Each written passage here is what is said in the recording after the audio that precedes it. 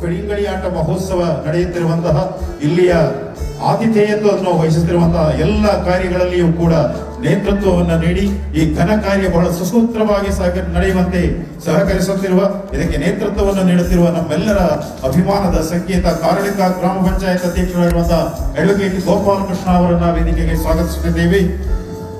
ಈ ಕಾರ್ಯಕ್ರಮಗಳಲ್ಲಿ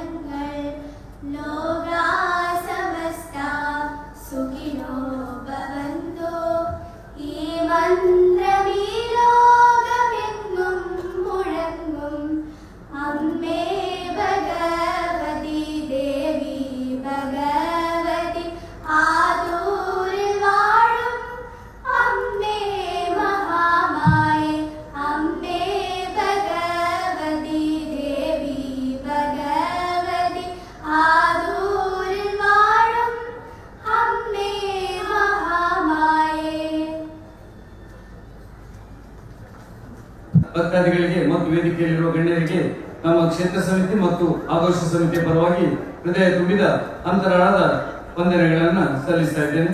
ನನ್ನ ಜವಾಬ್ದಾರಿ ಕೊಟ್ಟಿದ್ದಾರೆ ಸ್ವಾಗತ ಸಮಿತಿಯ ಈಗ ಸ್ವಾಗತ ನಮ್ಮ ಎಲ್ಲರ ನೆಚ್ಚಿನ ಸಂಸದರಾದ ಶ್ರೀ ರಾಜಮೋಹನ್ ಉಣ್ಣಿತಾನ್ ಮಾನ್ಯ ಸಂಸದರು ಕಾಸರಗೋಡು. ಬಹುಶಃ ತಮಗೆಲ್ಲ ಗೊತ್ತಿದೆ, ಇವರ ಪರಿಚಯ ಹೆಚ್ಚು ಮಾಡ್ಬೇಕಂತಿಲ್ಲ.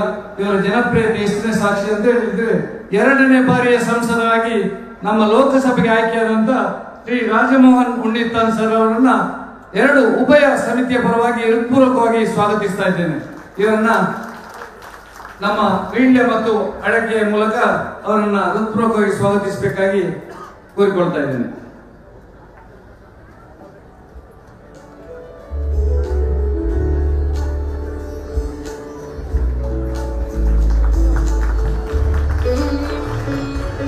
ನಮ್ಮ ಕ್ಷೇತ್ರ ತಂತ್ರಿಯವರು ಆಗಮಿಸಬೇಕಿತ್ತು, ಅನಿವಾರ್ಯ ಕಾರಣಗಳಿಂದ ಅವರು ಬಂದಿಲ್ಲ. ಅವರನ್ನು ಕೂಡ ಸ್ವಾಗತಿಸ್ತಾ ಇದ್ದೇನೆ. ಬ್ರಹ್ಮಶ್ರೀ ಕುಂಟಾರು ವಾಸುದೇವ ತಂತ್ರಿ, ಅದೇ ರೀತಿ ಶ್ರೀ ವಿವೇಕಾನಂದ ಸರಸ್ವತಿ ಸ್ವಾಮೀಜಿ ಅವರು ಕೂಡ ಅವರ ಅನುಪಸ್ಥಿತಿ ಇದೆ. ಏನೋ ತುರ್ತು ಕರೆಯ ಮೇರೆಗೆ ಅವರು ತೆರಳಿದ್ದಾರೆ, ಆಗಮಿಸಿ ಶುಭ ಕೋರಿದ್ದಾರೆ. ಅವರನ್ನು ಕೂಡ ಸ್ವಾಗತಿಸ್ತಾ ಇದ್ದೇನೆ. ಅದೇ ರೀತಿ ಕೇಂದ್ರ ಸಚಿವರಾದ ಅಡ್ವೊಕೇಟ್ ಜಾರ್ಜ್ ಕುರಿಯನ್ ಸರ್ ಅವರು ಕೂಡ ದೂರವಾಣಿ ಮುಖೇನ ನಮಗೆ ಶುಭ ಕೋರಿದ್ದಾರೆ. ಅವರಿಗೂ ಕೂಡ ಹೃತ್ಪೂರ್ವಕ ಸ್ವಾಗತವನ್ನ ಬಯಸ್ತಾ ಇದ್ದೇನೆ. ಅದೇ ರೀತಿ ಮುಖ್ಯ ಅತಿಥಿಯವರಾಗಿ ಶ್ರೀ ಎನ್ ಎ ನೆಲ್ಲಿಕುನ್ನು ಮಾನ್ಯ ಶಾಸಕರು ಕಾಸರಗೋಡು ವಿಧಾನಸಭಾ ಕ್ಷೇತ್ರ, ಇವರನ್ನು ಕೂಡ ಉಭಯ ಸಮಿತಿಯ ಪರವಾಗಿ ಹೃತ್ಪೂರ್ವಕವಾಗಿ ಸ್ವಾಗತಿಸ್ತಾ ಇದ್ದೇನೆ. ಶ್ರೀ ಎನ್ ಎ ನೆಲ್ಲಿಕುನ್ನು ಭರ್ಜರಿ ಚಪ್ಪಾಳೆ, ನೇರ ದಿಟ್ಟ ನಿರಂತರ. ಅವರು ಎನ್ ಎ ನೆಲ್ಲಿಕುನ್ನು ಸಾಹೇಬರು ಕೂಡ ಇವತ್ತಿನ ಈ ಸಭೆಯ ಉದ್ಘಾಟನಾ ಸಭೆಯ ಸಾಂಸ್ಕೃತಿಕ ಸಭೆಯ ಅಧ್ಯಕ್ಷತೆಯನ್ನ ವಹಿಸ್ತಾ ಇದ್ದೇವೆ. ಬಂಧುಗಳೇ, ಚಪ್ಪಾಳೆ ನಮಗೆ ಪ್ರೋತ್ಸಾಹ, ಅದೇ ಶ್ರೀರಕ್ಷೆ. ದಯವಿಟ್ಟು ಅದು ನೇರ ದಿಟ್ಟ ನಿರಂತರವಾಗಿರ್ಬೇಕು. ಅದೇ ರೀತಿ ಅಡ್ವೊಕೇಟ್ CH ಕುಂಜಂಬು ಮಾನ್ಯ ಶಾಸಕರು ಉದುಮ ವಿಧಾನಸಭಾ ಕ್ಷೇತ್ರ, ಇವರನ್ನು ಕೂಡ ಹೃತ್ಪೂರ್ವಕವಾಗಿ ಸ್ವಾಗತಿಸ್ತಾ ಇದ್ದೇನೆ. ಉದುಮ ವಿಧಾನಸಭಾದ ನಗುಮುಖದ ಸರದಾರ ಶ್ರೀ CH ಕುಂಜಂಬು ಸಾಹೇಬರು. ಬಂಧುಗಳೇ, ನಮ್ಮ ಕರ್ನಾಟಕ ರಾಜ್ಯ ಸರ್ಕಾರದ ಮಾಜಿ ಸಚಿವರಾಗಿದ್ದ ಶ್ರೀ ಅರವಿಂದ ಲಿಂಬಾವಳಿ ಸಾಹೇಬರು, ಮೊಗವೀರ ಸಮಾಜದ ನೇತಾರ ಅರವಿಂದ ಲಿಂಬಾವಳಿ ಸಾಹೇಬರು, ಇವರನ್ನೆಲ್ಲ ನಮ್ಮಲ್ಲಿ ಒಟ್ಟುಗೂಡಿಸಿದವರು ನಮ್ಮೆಲ್ಲರ ಸಮಿತಿಯ ಕೋಶಾಧಿಕಾರಿ ಶ್ರೀ ಚರಿತ್ರ ವಿ ಮುಟ್ಟಂ, ಗುರುಕಿರಣ್ ಸಾಹೇಬರು, ಅರವಿಂದ ಲಿಂಬಾವಳಿ ಸಾಹೇಬರು, ಉದ್ಯಮಿ ಭೋವಿ ಸಮಾಜದ ಮುಖ್ಯಸ್ಥ ಶ್ರೀ ಅರವಿಂದ ಲಿಂಬಾವಳಿ ಸಾಹೇಬರು, ಇವರನ್ನು ಹೃದಯಪೂರ್ವಕವಾಗಿ ಸ್ವಾಗತಿಸ್ತಾ ಇದ್ದೇನೆ. ಅದೇ ರೀತಿ ಗುರುಕಿರಣ್ ಸಂಗೀತ, ನಮ್ಮ ಕರ್ನಾಟಕ ಚಲನಚಿತ್ರ ಸಂಗೀತದ ಸ್ಯಾಂಡಲ್ವುಡ್ ನ ದಿಗ್ಗಜ, ನನ್ನ ಕಾಲೇಜಿನ ನಾನು ಕಲಿತಂತ ಕಾಲೇಜಿನ ಹೀರೋ ಶ್ರೀ ಗುರುಕಿರಣ್ ಮಂಗಳೂರು, ಇವರನ್ನು ಕೂಡ ನಮ್ಮ ಉಭಯ ಸಮಿತಿಯ ಪರವಾಗಿ ಹೃತ್ಪೂರ್ವಕವಾಗಿ ಸ್ವಾಗತಿಸ್ತಾ ಇದ್ದೇನೆ. ಸರ್ಕಾರಿ ಕಾಲೇಜಿನ ಗುರುಕಿರಣ್ ಇಲ್ಲ ಅಂದ್ರೆ ಅದು ಸಂಗೀತ ಎಷ್ಟಂದ್ರು ಅದು ಸಪ್ಪೆ. ಇವತ್ತು ಜಿಂಕೆ ಬರಿ ಒಟ್ಟಲ್ಲಿ ನೋಡ್ಲೆ ಮಗ ಎಂತ ಒಂದು ಇದಕ್ಕೆಲ್ಲ ಸಂಗೀತವನ್ನ ಜೋಡಣೆ ಮಾಡಿದವರು. ಅದೇ ರೀತಿ ಕಲ್ಲರೆ ವಿಜಯನ್ ಸಾಹಿತ್ಯ ಗೀತ ರಚನಾಕಾರರು, ಉಪನ್ಯಾಸಕರು, ಇವರನ್ನು ಕೂಡ ಹೃತ್ಪೂರ್ವಕವಾಗಿ ಸ್ವಾಗತಿಸ್ತಾ ಇದ್ದೇವೆ. ರಾಧಾಕೃಷ್ಣ ಕೆ ಉಳಿಯತ್ತಳ್ಕರ್ ಹಿರಿಯ ಸಾಹಿತಿ, ಕವಿ, ಪತ್ರಕರ್ತ, ಇವರನ್ನು ಕೂಡ ಉಭಯ ಸಮಿತಿ ಪರವಾಗಿ ಹೃತ್ಪೂರ್ವಕವಾಗಿ ಸ್ವಾಗತಿಸ್ತಾ ಇದ್ದೇವೆ. ಬಾಲಚಂದ್ರನ್ ಕೆ ಸಂಪಾದಕರು, ಸ್ಮರಣ ಸಂಚಿಕೆ ಸಮಿತಿ, ಇವರು ಕೂಡ ನಮ್ಮ ಈ ಗೌರವವನ್ನು ಸ್ವೀಕರಿಸಬೇಕಾಗಿ ವಿನಂತಿ. ಬಾಲಿವುಡ್ನ ಖ್ಯಾತ ತಾರೆ ಅನುಷ್ಕಾ ಶೆಟ್ಟಿ ಅವರ ಸಹೋದರ ಬೆಳ್ಳಿಪಾಡಿ ಶ್ರೀ ಗುಣರಂಜನ್ ಶೆಟ್ಟಿ, ಸಹ ಕಾರ್ಯದರ್ಶಿ WFI ಇಂಡಿಯಾ, ಇವರನ್ನು ಕೂಡ ನಮ್ಮ ಉಭಯ ಸಮಿತಿಯ ಪರವಾಗಿ ಹೃತ್ಪೂರ್ವಕವಾಗಿ ಸ್ವಾಗತಿಸ್ತಾ ಇದ್ದೇವೆ. ನೇರ ದಿಟ್ಟ ನಿರಂತರ ಭರ್ಜರಿ ಚಪ್ಪಾಳೆ ನಿರಂತರವಾಗಿರ್ಬೇಕು ಬಂಧುಗಳೇ. ಪುತ್ತೂರು MLA ನಮ್ಮೆಲ್ಲರ ನೆಚ್ಚಿನ ಅಶೋಕಣ್ಣ ಅವರನ್ನು ಕೂಡ ಹೃತ್ಪೂರ್ವಕವಾಗಿ ಸ್ವಾಗತಿಸ್ತಾ ಇದ್ದೇನೆ. ಕೊಡುಗೆ ದಾನಿ, ತಮ್ಮಲ್ಲಿ ಬಡವರು ಬಂದರು ಅಂತ ಹೇಳಿದ್ರೆ ಅವರನ್ನ ಬರಿಗೈಯಲ್ಲಿ ಕಳಿಸುವಂತಲ್ಲ, ದಾನ ಶೂರ ಕರ್ಣ ಎಂದ್ರೂ ಕೂಡ ಅತಿಶಯೋಕ್ತಿ ಅಲ್ಲ. ಭವಿಷ್ಯ ದಿನಗಳಲ್ಲಿ ಅವರು ಮಂತ್ರಿಯಾಗಿ ಮೆರೆಯಬೇಕು ಕರ್ನಾಟಕ ರಾಜ್ಯದಲ್ಲಿ. ನಮ್ಮ ತಾಯಿ ಭಗವತಿಯಮ್ಮ ಅನುಗ್ರಹಿಸಲಿ. ಅಡ್ವೊಕೇಟ್ ಗೋಪಾಲಕೃಷ್ಣ, ಅಧ್ಯಕ್ಷರು ಕಾರಣಿಕ ಗ್ರಾಮ ಪಂಚಾಯತ್, ಇವರು ಕೂಡ ನಮ್ಮ ಗೌರವವನ್ನ ಉಭಯ ಸಮಿತಿ ಪರವಾಗಿ ಸ್ವಾಗತಿಸ್ತಾ ಇದ್ದೇವೆ. ಮೇಡಮ್ ಜನನಿ ಮೇಡಮ್, ಉಪಾಧ್ಯಕ್ಷೆ ಕಾರಣಿಕ ಗ್ರಾಮ ಪಂಚಾಯತ್, ಇವರನ್ನು ಕೂಡ ಉಭಯ ಸಮಿತಿ ಪರವಾಗಿ ಹೃತ್ಪೂರ್ವಕವಾಗಿ ಸ್ವಾಗತಿಸ್ತಾ ಇದ್ದೇವೆ. ಮೊಹಮ್ಮದ್ ನಾಸರ್, ಅಧ್ಯಕ್ಷರು ಅಭಿವೃದ್ಧಿ ಸ್ಥಾಯಿ ಸಮಿತಿ ಕಾರಣಿಕ ಗ್ರಾಮ ಪಂಚಾಯತ್, ನಮ್ಮ ಗೌರವವನ್ನು ಸ್ವೀಕರಿಸಬೇಕು. ಬೆಂಗಳೂರಿನ ಖ್ಯಾತ ಉದ್ಯಮಿ PA ವೆಂಕಟಸ್ವಾಮಿ ರೆಡ್ಡಿ, ಉದ್ಯಮಿ ಬೆಂಗಳೂರು, ಇವರು ಕೂಡ ನಮ್ಮ ಉಭಯ ಸಮಿತಿಯ ಪರವಾಗಿ ಗೌರವವನ್ನ, ಕರಾವಳಿಯ ವೀಳ್ಯ ಮತ್ತು ಅಡಕೆ ಅಂದ್ರೆ ಅದು ಅಷ್ಟು ಪವಿತ್ರ, ಅದನ್ನು ಸ್ವೀಕರಿಸಬೇಕಾಗಿ ತಮ್ಮಲ್ಲಿ ಕೋರಿಕೊಳ್ತಾ ಇದ್ದೇವೆ.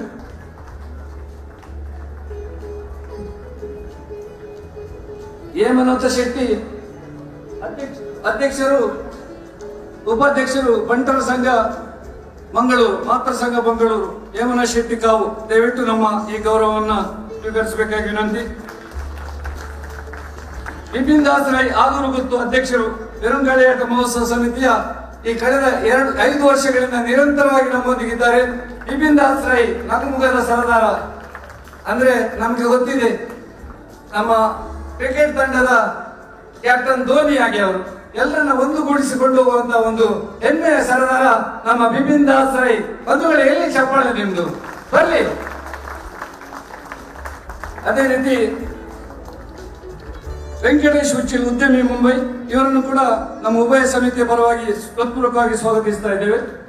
ನಮ್ಮ ಮಾತೃ ಸಮಿತಿಯ ಅಧ್ಯಕ್ಷರಾದ ದಾಮೋದರ ಕಾವುಗಳಿ, ಅಧ್ಯಕ್ಷರು ಶ್ರೀ ಭಗವತಿ ದೇವಸ್ಥಾನ ಸಮಿತಿ ಆದೂರು, ಇವರು ಕೂಡ ನಮ್ಮ ಗೌರವವನ್ನು ಸ್ವೀಕರಿಸಬೇಕು. ಶ್ರೀ ಕೃಷ್ಣಯ್ಯ ಬಳ್ಳಾಲ್, ಅಧ್ಯಕ್ಷರು ಶ್ರೀ ಪಂಚಲಿಂಗೇಶ್ವರ ಕ್ಷೇತ್ರ ಸೇವಾ ಸಮಿತಿ ಮಲ್ಲವರ ಆದೂರು, ಉಭಯ ಸಮಿತಿಯ ಗೌರವವನ್ನು ಸ್ವೀಕರಿಸಬೇಕಾಗಿ ವಿನಂತಿಸ್ತಾ ಇದ್ದೇವೆ. ಶ್ರೀ KN ವೆಂಕಟರಮಣ ಒಳ್ಳ, ಪಾದರಸ ಅಂತಲೂ ತಪ್ಪಾಗಲಿಕ್ಕಿಲ್ಲ, ಬರ್ಕುರಿ, ನಮ್ಮ ಈ ಸಮಿತಿಯಲ್ಲಿ ಅಂತಹ ಒಂದು ಹೊಣೆಗಾರಿಕೆಯನ್ನು ವಹಿಸಿದ್ದಾರೆ. ಗೌರವ ಡಾಕ್ಟರೇಟ್ ಪುರಸ್ಕೃತರು, ಅಧ್ಯಕ್ಷರು ಕಾಸರಗೋಡು ಪ್ರಾದೇಶಿಕ ಸಮಿತಿ Shri KN Venkataramana Olla. Pavan Lakshman Ail, MD OEI welding solution, Pavan Lakshman Ail. ಬಹುಶಃ ಸತೀಶ್ ಗುರುಸ್ವಾಮಿ ಬಂದಿದ್ದಾರೆ. KN Venkataramana Olla, Pavan Lakshman Ail, MD OVI welding solution, ಕೊಡುಗೈದಾನಿ. ಸತೀಶ್ ಗುರುಸ್ವಾಮಿ, ಅಯ್ಯಪ್ಪ ಭಕ್ತವೃಂದ, ದಾರುಖಾನ ಮುಂಬೈ. ಕುಂಜಮ್ಮು ಮಣಿಯಾಣಿ, ಕಾನಕೋಡು ದೊಡ್ಡಮನೆ ತರವಾಡು, ಕುಂಜಮ್ಮು ಮಣಿಯಾಣಿ, ಕಾನಕೋಡು ದೊಡ್ಡಮನೆ ತರವಾಡು, ನಮ್ಮ ಉಭಯ ಸಮಿತಿಗಳ ಗೌರವವನ್ನು ಸ್ವೀಕರಿಸಬೇಕಾಗಿ ವಿನಂತಿಸ್ತಾ ಇದ್ದೇನೆ. ಶ್ರೀ ಗಣೇಶ್ ಚಡಗ ಮಿತ್ತಬೂಡು, ಗಣೇಶ್ ಚಡಗ ಮಿತ್ತಬೂಡು, ಇವರು ಕೂಡ ನಮ್ಮ ಉಭಯ ಸಮಿತಿಯ ಗೌರವವನ್ನು ಸ್ವೀಕರಿಸಬೇಕಾಗಿ ಕೋರಿಕೊಳ್ತಾ ಇದ್ದೇನೆ. ಶ್ರೀ ಕೃಷ್ಣ ಮಣಿಯಾಣಿ, ಕಳತ್ತಿಲವೀಡು, ಕಾನಕೋಡು, ಶ್ರೀ ಕೃಷ್ಣ ಮಣಿಯಾಣಿ, ಕಳತ್ತಿಲವೀಡು, ಕಾನಕೋಡು. ಶ್ರೀ ಬಾಲಕೃಷ್ಣ CH, ಮಂಗಳೂರಿನ ದಕ್ಷಿಣ ಪೊಲೀಸ್ ಠಾಣೆಯಲ್ಲಿ ಅಸಿಸ್ಟೆಂಟ್ ಪೊಲೀಸ್ ಇನ್ಸ್ಪೆಕ್ಟರ್ ಆಗಿದ್ದಾರೆ. ಇವರು ಮಲ್ಲವರ ಶ್ರೀ ಕ್ಷೇತ್ರದ ಮುಕ್ತೇಶ್ವರ ಕೂಡ, ಮುಕ್ತೇಶ್ವರ ಅವರ ತಲೆತಲಾಂತರದ ಮುಕ್ತೇಶ್ವರ ಹೊಣೆಯನ್ನು ಅವರ ಮೇಲಿದೆ. ಶ್ರೀ ಬಾಲಕೃಷ್ಣ CH ಚಲಂಗೋಡು, ಕುಂಜಿರಾಮನ್ ನಾಯರ್, ಉಪಾಧ್ಯಕ್ಷರು ಪೆರುಂಕಳಿಯಾಟ ಮಹೋತ್ಸವ ಸಮಿತಿ, ನಮ್ಮ ಗೌರವವನ್ನು ಸ್ವೀಕರಿಸಬೇಕು. ಅದೇ ರೀತಿ AG ಗಣೇಶ್ ಶೆಟ್ಟಿ ಮಲ್ಲವರ, AG ಉದ್ಯಮಿ, ಮುಂಬೈಗೆ ಉದ್ಯಮಿ. ನಮ್ಮ ಇವತ್ತು ನಾವು ಏನು ಬರ್ತಾ ಇರುವ ರಸ್ತೆಯನ್ನ ಅಷ್ಟು ಅಗಲಕ್ಕೆ ಬೇಕಾದ್ರೆ ನನ್ನ ಸಹಾಯ ಯಾವತ್ತೂ ಇದೆ ಎಂಬುದಾಗಿ ಅದನ್ನು ಅಗಲ ಮಾಡಿಸಿಕೊಟ್ಟಂತ ಉದ್ಯಮಿ ಗಣೇಶ್ ರೈ ಮಲ್ಲವರ, ಇವರಿಗೆ ಕೂಡ ಹೃದಯಾಂತರಾಳದ ಹೃತ್ಪೂರ್ವಕ ಸ್ವಾಗತ. AK ಅಬ್ದುಲ್ ಖಾದರ್ ಆಜಿ, ಅಧ್ಯಕ್ಷರು ಆದೂರು ಜಮಾತ್. ವಂದನೀಯ father Anil Francis Pinto, Saint John Britto church, Narampady. Akshaya Rai Dambekana Bengaluru, Neelakantan Akshaya Rai Dambekana Bengaluru, ವಂದನೀಯ father Anil Francis Pinto Saint John Britto church Darampady, Akshaya Rai Dambekana Bengaluru. ಉಭಯ ಸಮಿತಿಯ ಗೌರವ ನಿಮಗಿದು ಸ್ವಾಗತ ಸುಸ್ವಾಗತ. ನೀಲಕಂಠನ್ ಉಪಾಧ್ಯಕ್ಷರು ಕೇರಳ ರಾಜ್ಯ ಸಹಕಾರಿ ಕೃಷಿ ಅಭಿವೃದ್ಧಿ ಬ್ಯಾಂಕ್ ತಿರುವನಂತಪುರಂ.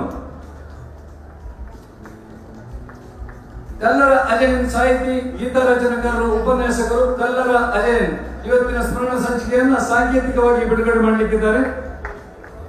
ಬಂಧುಗಳೇ, ಎಲ್ಲೋ ಸೊರಗಿದೆ, ಬರಲಿ, ನೇರ ದಿಟ್ಟ ನಿರಂತರ. ನೀಲಕಂಠನ್ ಉಪಾಧ್ಯಕ್ಷರು ಕೇರಳ ಸಹಕಾರಿ ಅಭಿವೃದ್ಧಿ ಬ್ಯಾಂಕ್, ಹರಿನಾಕ್ಷನ್ ಜೋಗಿಮೂಲೆ ಅಧ್ಯಕ್ಷರು, ಅಡೂರು ಪಡಿಕಾಲಡ್ಕ ಶ್ರೀ ಐವರು ಮಹಾವಿಷ್ಣು ತಂಬುರಾಟಿ ಕ್ಷೇತ್ರ ಹರಿನಾಕ್ಷನ್ ಜೋಗಿಮೂಲೆ. ಆನಂದ ಕೊಟ್ಲು ಅಧ್ಯಕ್ಷರು, ಮುಖಯಭೋವಿ ಸಮುದಾಯ ಸಭೆ ಮಗವೀರ ಸಮುದಾಯದ ಎಲಿಕೆದ ಬಳ್ಳಿ ಶ್ರೀ ಆನಂದ ಕೊಟ್ಲು ಅಧ್ಯಕ್ಷರು, ಮುಖಯಭೋವಿ ಸಮುದಾಯ ಸಭೆ. 14 ತಾಣಗಳ ಮುಖ್ಯ ಪಟ್ಟವನ್ನು ಅಲಂಕರಿಸಿರುವ ಶ್ರೀ ಆನಂದ ಕೊಟ್ಲು ಅಧ್ಯಕ್ಷರು, ಮುಖಯಭೋವಿ ಸಮುದಾಯ ಸಭೆ. ನಾರಾಯಣಕ್ಕೆ ಅಧ್ಯಕ್ಷರು, ಮೋರಾಯಿ ಶ್ರೀ ಗುತ್ಯಮ್ಮ ಭಗವತಿ ಕ್ಷೇತ್ರ. ನಮ್ಮ ಆದೂರು ಕ್ಷೇತ್ರದಲ್ಲಿ ಏನು ನಡೆಯಬೇಕಿದ್ರು ಮೋರಾಯಿ ಮತ್ತು ಕಾರ್ಯ ತಾಣಗಳು ಅದು ಅಂಕಿತ ಬೇಕು. ಅದಕ್ಕೆ ಅಬ್ದುಲ್ ರೆಹಮಾನ್ ಹಾಜಿ ಪಂಚಾಯತ್ ಮೆಂಬರ್, ದಯವಿಟ್ಟು ನಮ್ಮ ಗೌರವವನ್ನು ಸ್ವೀಕರಿಸಬೇಕು. ನಾರಾಯಣ್ ಕೆ ಅಧ್ಯಕ್ಷರು, ಮೋರಾಯಿ ಶ್ರೀ ಗುತ್ಯಮ್ಮ ಭಗವತಿ ಕ್ಷೇತ್ರ. ನಾರಾಯಣ್ ಕೆ ಅಧ್ಯಕ್ಷರು, ಮೋರಾಯಿ ಶ್ರೀ ಗುತ್ಯಮ್ಮ ಭಗವತಿ ಕ್ಷೇತ್ರ.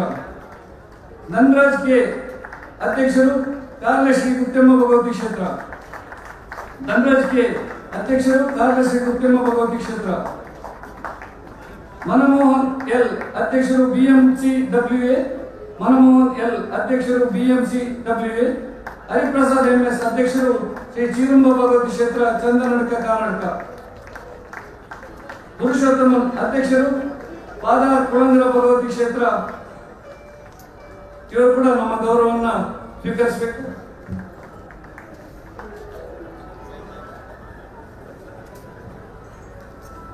ಬಂಧುಗಳೇ, ವೇದಿಕೆಯಲ್ಲಿರುವ ಗಣ್ಯರ ಅನುಮತಿಯನ್ನು ಯಾಚಿಸಿ ಕೇವಲ 5 ನಿಮಿಷದಲ್ಲಿ ಕ್ಷೇತ್ರ ಇತಿಹಾಸವನ್ನು ಮುಗಿಸಲಿದ್ದೇನೆ. ಕರ್ನಾಟಕ ಕರಾವಳಿಯ ಸೋಮೇಶ್ವರದಿಂದ ಕಾಸರಗೋಡಿನ ಕೊಯಂಗೇರ ತನಕ ಕರಾವಳಿಯಲ್ಲಿ ವಾಸಿಸುತ್ತಿರುವ ಮುಖಯಭೋವಿ ಸಮುದಾಯದ ಪೂಜ್ಯ 11 ಆರಾಧನಾ ಕ್ಷೇತ್ರಗಳಲ್ಲಿ ಧಾರ್ಮಿಕ ನೆಲೆಯಲ್ಲಿ ಆದೂರು ಶ್ರೀ ಭಗವತಿ ಕ್ಷೇತ್ರದ ಪೆರುಂಗಡಿಯಾಟ ಮಹೋತ್ಸವದ ಆಕರ್ಷಕ ಸಿದ್ಧತೆಯು ಊರ ಪರವೂರ ಭಕ್ತರಿಂದ ಹನುಮಾನ ದನಗಳ ಉದಾರ ಸಹಕಾರದೊಡನೆ ಈಗಾಗಲೇ ಹಗಲಿರುಳಂತೆ ಭರದಿಂದ ಮುಂದುವರಿಯುತ್ತಿದೆ. ಬಹುಶಃ ಅತಿಥಿ ವರಿಯರು ತಮ್ಮ ಅತಿ ಅಮೂಲ್ಯವಾದ ಸಮಯ ನಾವಿಲ್ಲಿ ಕಳೀತಾ ಇದ್ದಾರೆ ನಮ್ಮೊಂದಿಗೆ. ಅವರಿಗೆ ವೇದಿಕೆಯನ್ನ ಬಿಟ್ಟುಕೊಡ್ತಾ ಇದ್ದೇನೆ. ವಂದನೆಗಳು, ಅಭಿನಂದನೆಗಳು. ತಮಗೂ ಕೂಡ ಆದರದ ಸ್ವಾಗತವನ್ನು ಬಯಸುತ್ತಾ ಬಂದ ಎಲ್ಲರಿಗೂ ಮತ್ತೊಮ್ಮೆ ಮಗದೊಮ್ಮೆ ಸ್ವಾಗತವನ್ನು ಬಯಸುತ್ತಾ വളരെ തിരക്കിട്ട പരിപാടികൾ ഉള്ളതുകൊണ്ട് നമ്മുടെ ബഹുമാന്യനായ MP MLA മാർക്ക് നാളെ സമ്മേളനമുണ്ട്. അപ്പോൾ അതൊക്കെ ഉള്ളത് കൊണ്ട് നമ്മൾ ഏറ്റവും പെട്ടെന്ന് ഈ പരിപാടി തീർക്കാനുള്ളത് കൊണ്ടും ഇപ്പോൾ ഉദ്ഘാടന കർമ്മം നിർവഹിക്കുന്നതിന് വേണ്ടി നമ്മുടെ ബഹുമാന്യനായ ഏറ്റവും ആദരണീയനായ കാസർഗോഡ് MP ശ്രീ രാജ്മോഹൻ ഉണ്ണിത്താൻ സാർ അവരെ ക്ഷണിക്കുന്നു.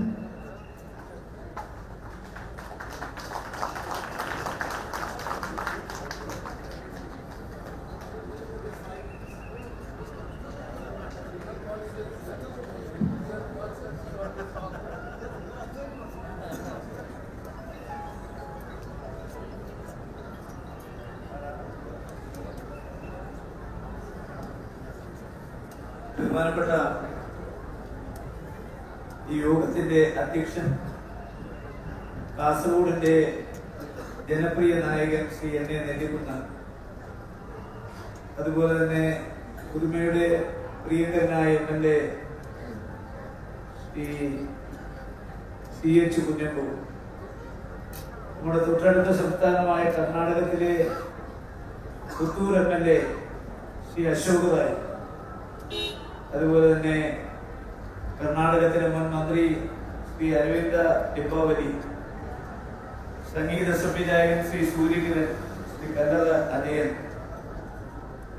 പഞ്ചായത്ത് പ്രസിഡന്റുമാർ, വിശിഷ്ട വ്യക്തിത്വങ്ങൾ, കലാ കായിക സാംസ്കാരിക രംഗത്തിന്റെ നിറസാന്നിധ്യമായ സപ്തഭാഷാ ഭൂമിയിലെ എല്ലാ ഭാഷക്കാരും ഇവിടെയുണ്ട്. 7 ഭാഷയിൽ സംസാരിക്കുന്നവരുണ്ട്, 7 ഓരോ ഭാഷയിൽ സംസാരിക്കാറുണ്ട്.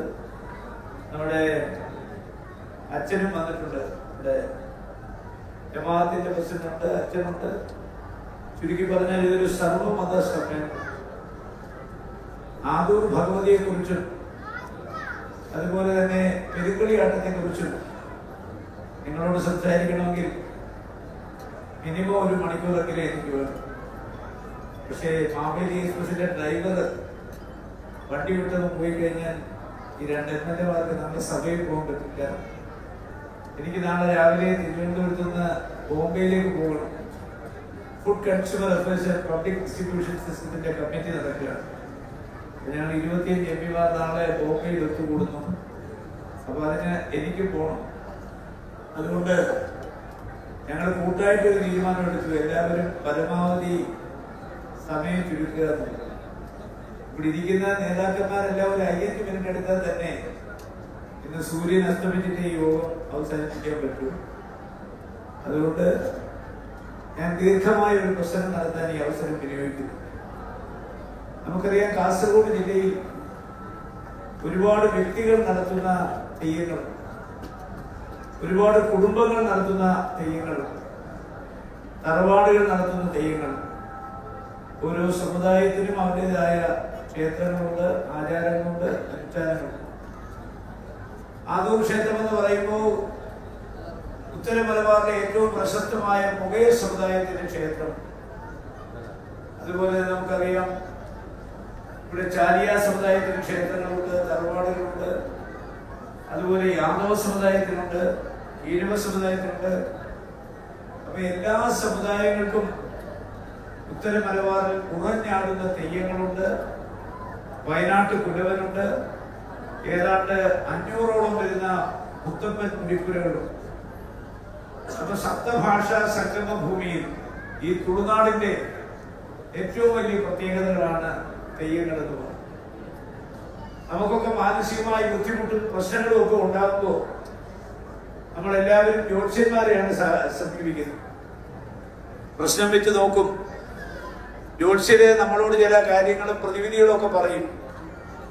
അതനുസരിച്ചിട്ടാണ് നമ്മൾ പിന്നീട് അങ്ങോട്ട് മുന്നോട്ട് നീങ്ങുന്നത്. അപ്പൊ ഭഗവാനും അമ്പലവുമായും ബന്ധപ്പെട്ട് പ്രശ്നങ്ങളുണ്ട്. ദേവപ്രശ്നം വയ്ക്കാൻ ജ്യോത്സ്യന്മാരെ വിളിക്കും. കുറെ കൂടി വിശാലമായ പ്രശ്നങ്ങളാണെങ്കിൽ അഷ്ടമംഗല്യ പ്രശ്നങ്ങളാണ്. അങ്ങനെ ഏതാണ്ട് 21 ദിവസത്തോളം നടന്ന അഷ്ടമംഗല്യ പ്രശ്നത്തിനു ഉരുത്തിരിഞ്ഞു വന്ന കാര്യങ്ങളാണ് ഇപ്പൊ ഒരു പെരുങ്കാളിയാട്ടത്തിന്റെ ഇതിലെത്തിച്ചേർന്നിരിക്കും. അപ്പോ ഇന്ന് നമ്മളൊക്കെ ഇവിടെ ജീവിക്കുന്ന തലമുറയിൽപ്പെട്ട ആളുകൾക്കറിയാം, റഷ്യയിലൊക്കെ 116 വയസ്സ് വരെ ആളുകൾ ജീവിക്കുന്നതായിട്ട് പറയുന്നുണ്ട്. ഇവിടുത്തെ നമ്മുടെ ശരാശരി ആയുസ് 60, വേണമെങ്കിൽ 70 കാണാം. 351 വർഷത്തിന് ശേഷമാണ് ഇവിടെ ഒരു പെരുങ്കളിയാട്ടം നടക്കുന്നത്. 351 വർഷം എന്ന് പറയുമ്പോൾ 3.5 നൂറ്റാണ്ടിന് ശേഷമാണ്. അപ്പൊ 3.5 നൂറ്റാണ്ട് മുമ്പ് ഇവിടെ പെരുങ്കളിയാട്ടം നടന്നതിനെ കുറിച്ച് ആർക്കും നേരിട്ട് കണ്ടൊരു അനുഭവമില്ല. ഇന്നത്തെ തലമുറയ്ക്കാണ് അത് കാണാനും ആസ്വദിക്കാനും അനുഭവിക്കാനും ഒരവസരം ഉണ്ടായി. കൃത, ത്രേത, ദ്വാപര, കലി ഈ 4 യുഗത്തിലും ഒരുപാട് അവതാരങ്ങൾ ഉണ്ടായിട്ടുണ്ട്. ഞങ്ങള് തിരുവിതാംകൂറുകാരും മധ്യ തിരുവിതാംകൂറും വിഗ്രഹാരാധനയിൽ വിശ്വസിക്കുന്നവരാണ്. മത്സ്യപൂർവം, വരാഹം, വാമനൻ, നരസിംഹം, പിന്നെ പരശുരാമൻ, ബലരാമൻ, ശ്രീരാമൻ, ശ്രീകൃഷ്ണൻ, കൽക്കി, അങ്ങനെ 10 അവതാരങ്ങളുണ്ട്. അമ്പലങ്ങളിലൊക്കെ വിഗ്രഹങ്ങളെയാണ് നമ്മൾ ആരാധിക്കുന്നത്. പക്ഷെ ഋഗ്വേദം പറയുന്നത് അജായേക പാത്തെന്നാണ്. അജായേക പാത്തിന്റെ അർത്ഥം ജനിക്കാത്തവൻ ആരാണോ, ജനിപ്പിക്കാത്തവൻ ആരാണോ അവനാണ് നമ്മുടെ രക്ഷകൻ. രക്ഷകൻ രൂപമില്ല, ഭാവമില്ല. രക്ഷകൻ നിരാകാരനാണ്, നിർഗുണ പരബ്രഹ്മമാണ്. അതുകൊണ്ട് വിഗ്രഹാരാധന ഒരു മേഖലയിൽ മാത്രം ഒതുങ്ങി നിൽക്കുമ്പോൾ ഉത്തര മലബാറിലെ ആളുകൾ ദൈവങ്ങളെ നേരിട്ട് കാണുകയാണ്. പല പല ദൈവങ്ങളുണ്ടല്ലോ. വിഷ്ണുമൂർത്തിയുണ്ട്, ഗുളികനുണ്ട്, രാഹുവുണ്ട്. അതുപോലെ തന്നെ ഉഗ്രമൂർത്തികളായ ദേവിമാരുണ്ട്. അതിന് പല പല ദൈവങ്ങൾ. ഈ ഉറഞ്ഞാടുന്ന തെയ്യങ്ങളിലൂടെ മനുഷ്യന്റെ പ്രശ്നങ്ങൾ ചോദിച്ചറിയുകയും അതിന് പരിഹാരം കാണുകയും ഈ മലബാറിലെ മുഴുവൻ ആളുകളും തിരുവിതാംകൂറുകാരെ സംബന്ധിച്ച് നോക്കുമ്പോൾ ഏറ്റവും വലിയ വിശ്വാസികളാണ്. ശബരിമലയിൽ പോകുമ്പോൾ ആരും ഇവിടെ ചെരിപ്പിടാതാണ് പോകുന്നത്. ആചാരങ്ങളും അനുഷ്ഠാനങ്ങളും തെറ്റിക്കാതാണ് പോകുന്നത്. അങ്ങനെ ഉത്തര മലബാറുകാർ കൂടുതൽ ഈശ്വര വിശ്വാസികളും ഈശ്വരനിൽ ലയിച്ചു ചേരുന്നവരും അതുപോലെ ഭക്തിസാന്ദ്രമായ അന്തരീക്ഷത്തിൽ ജീവിക്കുന്നവരുമാണ്. അപ്പൊ അവിടെയാണ് ഈ ക്ഷേത്രത്തിന് 351 വർഷത്തിന് ശേഷം ഈ പെരുങ്കളിയാട്ടം ഇവിടെ വന്നിരിക്കുന്നത്. നമുക്കറിയാം, ഇത് അതിമനോഹരമായ ഒരു നാടാണ്, പ്രകൃതി മനോഹരമായ ഒരു നാടാണ്.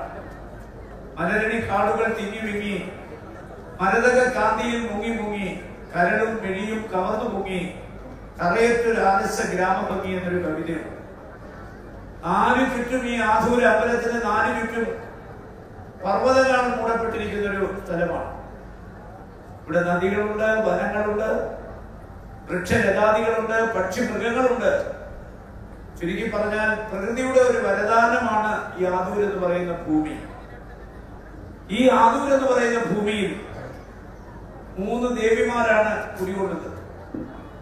ആ 3 ദേവിമാർ ഒരേ വിഗ്രഹത്തിൽ ഒരൊറ്റ ശില്പമായി രൂപാന്തരപ്പെട്ട് ഈ നാട്ടിലെ ജനങ്ങൾക്ക് ആവശ്യമായ സംരക്ഷണവും അതുപോലെ തന്നെ അവരുടെ ഭക്തിനിർഭരമായ കാര്യങ്ങൾ അവർക്ക് വേണ്ട ഇത് കൊടുക്കുന്ന ഒരു ക്ഷേത്രമാണ് ഈ ക്ഷേത്രം. എല്ലാ ക്ഷേത്രങ്ങൾക്കും ഐതിഹ്യങ്ങളുണ്ട്, എല്ലാ ക്ഷേത്രങ്ങൾക്കും ആചാരങ്ങളുണ്ട്, അനുഷ്ഠാനങ്ങളുണ്ട്. ഇന്ത്യൻ ഭരണഘടനയുടെ article 25 right to profess and propagate a religion, ഒരു ജാതിയിൽ വിശ്വസിക്കാൻ, ഒരു മതത്തിൽ വിശ്വസിക്കാൻ, ആ മതത്തിന്റെ ആചാരങ്ങളും അനുഷ്ഠാനങ്ങളുമായി മുന്നോട്ട് പോകാൻ, ആ മതം പ്രചരിപ്പിക്കാൻ ഇന്ത്യയുടെ ഭരണഘടന മനുഷ്യന് കൊടുത്തിട്ടുള്ള അവകാശമുണ്ട്. ആ അവകാശം നമ്മൾ കഴിഞ്ഞ കുറെ കാലമായി ആസ്വദിച്ചുകൊണ്ടിരിക്കുകയാണ്. ഈ ഭൂമികയ്ക്കുള്ള ഒരു പ്രത്യേകത എന്ന് പറയുന്നത് ശ്രീനാരായണ ഗുരുദേവൻ പറഞ്ഞതുപോലെ ജാതിഭേദം മതദ്വേഷം ഏതുമില്ലാതെ സർവരും സ്വതരത്വേന വാഴുന്ന ഒരു മാതൃകാസ്ഥാനമാണ് ആദൂർ. ഗുരുവായൂർ അമ്പലത്തിൽ പോയാൽ അവിടെ ബോർഡ് വെച്ചിട്ടുണ്ട്, അഹിന്ദുക്കൾക്ക് പ്രവേശനമില്ല. യേശുദാസ് എത്രയോ കാലമായി പാട്ട് പാടുന്നു, ഗുരുവായൂർ അമ്പല നടയിൽ ഒരു ദിവസം ഞാൻ പോകും, ഗോപുരവാതിൽ തുറക്കും, ഗോപകുമാരനെ കാണും. യേശുദാസ് ഇപ്പൊ അമേരിക്കയിലാണ്. യേശുദാസിന് വയസ്സ് 84 കഴിഞ്ഞു. പക്ഷെ അദ്ദേഹം ഇനി ഈ ജന്മം എത്ര തപസ് ചെയ്താലും ഗുരുവായൂർ അമ്പലത്തിന്റെ ആചാരങ്ങളും അനുഷ്ഠാനങ്ങളും മാറാതെ അദ്ദേഹത്തിന് അകത്ത് കയറാനാവില്ല, ഗുരുവായൂരപ്പനെ കാണാനാവില്ല. കാരണം അവിടെ അഹിന്ദുക്കൾക്ക് പ്രവേശനമില്ല എന്ന് അവിടുത്തെ ആചാരങ്ങളും അനുഷ്ഠാനങ്ങളും അനുശാസിക്കും. ആ അമ്പലത്തിൽ ഒരു ദിവസം പോയി ഗുരുവായൂരപ്പനെ കാണുമെന്ന് പറഞ്ഞ അതേ യേശുദാസ്, ആ യേശുദാസിന്റെ ഗാനം കേൾക്കാതെ ഒറ്റ രാത്രി ശബരിമല അയ്യപ്പൻ ഉറക്കം വരില്ല. രാത്രി 11 മണിക്ക് ശബരിമല അയ്യപ്പനെ താരാട്ട് പാട്ടുപാടി ഉറക്കുന്ന ആ ഹരിവരാസനം യേശുദാസിന്റെ കണ്ണങ്ങളിൽ നിന്നൊഴുകുന്ന അതിമനോഹരമായ ആ ഗാനാലാപം കേട്ടിട്ടാണ് അയ്യപ്പൻ രാത്രി നിദ്ര കൊള്ളുന്നതും ആ ശബരിമല നട അടയ്ക്കുന്നത്.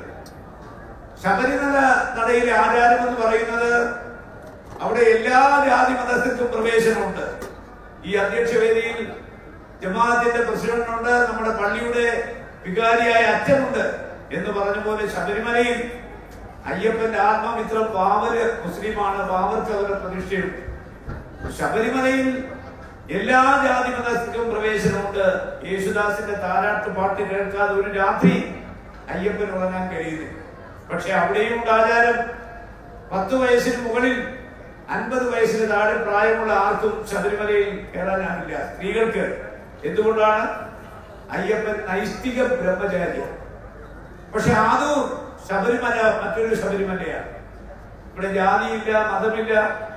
ഇവിടുത്തെ ആചാരങ്ങളും അനുഷ്ഠാനങ്ങളിലും എല്ലാ ജാതി മതസ്ഥരെയും വികാരം ഉൾക്കൊള്ളുന്ന ഒരു മതേതര സ്ഥാപനമാണ് ശബരിമലയെ പോലെ ഈ ആദൂർ എന്നുള്ളതിന്റെ ഏറ്റവും പ്രകടമായ ഉദാഹരണമാണ് ഇനി അധ്യക്ഷ വേദിയിൽ ഇരിക്കുന്ന ഇന്ന് വിശിഷ്ട വ്യക്തിത്വങ്ങളായി വന്നിരിക്കുന്ന ഓരോരുത്തരും. അപ്പോൾ ഇത് കലിയുഗമാണ്. കൃത, ത്രേത, ദ്വാപര, കലി. കലിയുഗം കഴിഞ്ഞാൽ അതോടുകൂടി ലോകാവസാനമാണെന്നാണ്. പിന്നെ 120 ബ്രഹ്മവർഷക്കാലം പ്രളയമാണെന്നാണ് പറയുന്നത്. അപ്പൊ സ്വാഭാവികമായി വീണ്ടും ഒരു പുതിയ യുഗത്തിലേക്ക് നമ്മൾ പോകും. കലിയുഗത്തിലാണ് കാണാൻ പാടില്ലാത്ത കാണുന്നു, കേൾക്കാൻ പാടില്ലാത്തത് കേൾക്കുന്നു, ചെയ്യാൻ പാടില്ലാത്തത് ചെയ്യുന്നു. മനുഷ്യൻ പ്രാകൃത യുഗത്തിലേക്ക് സഞ്ചരിച്ചു കൊണ്ടിരിക്കുന്നു. ഈ കലിയുഗത്തോടുകൂടി ലോകാവസാനമാണ്. അതുകൊണ്ട് ഈ കലിയുഗത്തിൽ തിന്മയിൽ നിന്ന് മനുഷ്യനെ നന്മയിലേക്ക് നയിക്കണമെങ്കിൽ, ദുരാചാരങ്ങളിലും അനാചാരങ്ങളിലും അന്ധവിശ്വാസങ്ങളിൽ നിന്നും ജനങ്ങളെ നേർവഴിക്ക് നയിക്കണമെങ്കിൽ ഈശ്വര വിശ്വാസമല്ലാതെ മറ്റൊരു ചിന്തയ്ക്കും ആവില്ല. അതുകൊണ്ട് ഈശ്വര ചിന്ത വെടിഞ്ഞ് നമുക്ക് മുന്നോട്ട് പോകാനാവില്ല. അതുകൊണ്ട് അവനവൻ ആത്മസുഖത്തിനായി ആചരിക്കുന്നവ അവരന്റെ സുഖത്തിനു കൂടി വന്ന് ഭവിച്ചിടണമെന്നൊരു ചൊല്ലുണ്ട്. നരനും തമ്മിൽ സഹോദരി മുതിക്കണം. അതിന് വിഘാതമായി നിൽക്കുന്നതെല്ലാം ഇല്ലാതെയായി തീർന്നിടണം. മനുഷ്യനും തമ്മിൽ ഈ കലിയുഗത്തിൽ പരസ്പരം സ്നേഹിക്കണം, പരസ്പരം സഹായിക്കണം, പരസ്പരം സഹവർത്തിത്വത്തോടുകൂടി മുന്നോട്ട് പോകണം. ഈ കാലഘട്ടത്തിൽ നമ്മുടെ ജീവിതം സുഗമമാക്കാൻ ഈശ്വര ചിന്തയിലൂടെ അല്ലാതെ മറ്റൊന്നിനും കൂടി സാധിക്കില്ല എന്നുള്ളതുകൊണ്ട് ആദൂർ ഭഗവതി, ആ ഭഗവതിയുടെ വിശ്വരൂപം ഈ നാട്ടിലെ ജനങ്ങൾക്കും സംരക്ഷണം ഒരുക്കുന്ന ഒരു കവചമാണ്. ആ കവചത്തിന്റെ സാഷ്ടാംഗം പ്രണമിച്ചുകൊണ്ട് ഞാൻ നിങ്ങളുടെ എല്ലാം അനുവാദത്തോടെയും അനുഗ്രഹത്തോടെയും ഈ ആദൂർ സാംസ്കാരിക സമ്മേളനം, സംസ്കാരത്തെ കുറിച്ച് പറയുമ്പോൾ എല്ലാത്തിനെയും കുറിച്ച് പറഞ്ഞു വരുമ്പോൾ ഹിന്ദുമതത്തെ കുറിച്ചും ഇസ്ലാം മതത്തെ കുറിച്ചും ക്രിസ്തു മതത്തെ കുറിച്ച് പറഞ്ഞു വരുമ്പോൾ ഏറ്റവും കുറഞ്ഞ 1.5 മണിക്കൂർ പോകും. അപ്പോഴാണ് ഈ 2 MLA-മാർക്ക് ട്രെയിൻ പോവും. ഞാനും ആ ട്രെയിനിൽ പോകേണ്ട ആളാണ്. എനിക്കിനി കനിച്ചയിൽ ഒരു പ്രോഗ്രാം ഉണ്ട്, പുതുമയിൽ ഒരു പ്രോഗ്രാം ഉണ്ട്. അത് കഴിഞ്ഞിട്ട് ആർട്ടിസാൻസിന്റെ ഒരു സമ്മേളനം നീലേശ്വരത്തുണ്ട്. അത് കഴിഞ്ഞ് ചെറുവത്തൂർ ഒരു വീട് കൂടെ കഴിഞ്ഞിട്ട് ഈ ട്രെയിനിൽ ഇവരോടൊപ്പം എനിക്കും സഞ്ചരിക്കണം. അതുകൊണ്ട് രാത്രി ഭക്ഷണം നെല്ലിക്കുന്ന് കൊണ്ടുവരാൻ പറഞ്ഞിട്ടുണ്ട്. ആ ട്രെയിനിലുള്ള മുഴുവൻ ആളുകൾക്കും ഭക്ഷണമായിട്ടായിരിക്കും പുള്ളി കയറുന്നത്. നിന്ന് തീർക്കാൻ പറ്റുന്ന എനിക്ക് തോന്നുന്നില്ല. അതുകൊണ്ട് ഈ പ്രൗഢഗംഭീരമായ സദസ്സിനെ സാക്ഷി നിർത്തി ഭക്തിസാന്ദ്രമായ അന്തരീക്ഷത്തിൽ വികാരനിർഭരമായ ഈ ചടങ്ങ് നിങ്ങളുടെ എല്ലാം അനുവാദത്തോടെ അനുഗ്രഹത്തോടെ ഞാൻ ഔപചാരികമായി ഉദ്ഘാടനം ചെയ്യുന്നു. നമസ്കാരം.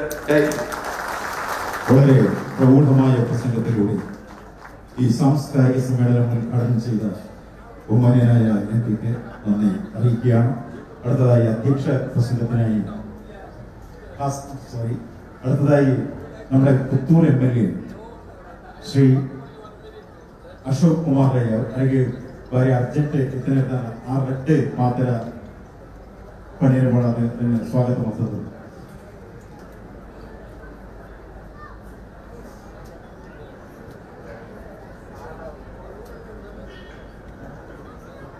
എല്ലാവർക്കും നമസ്കാരം.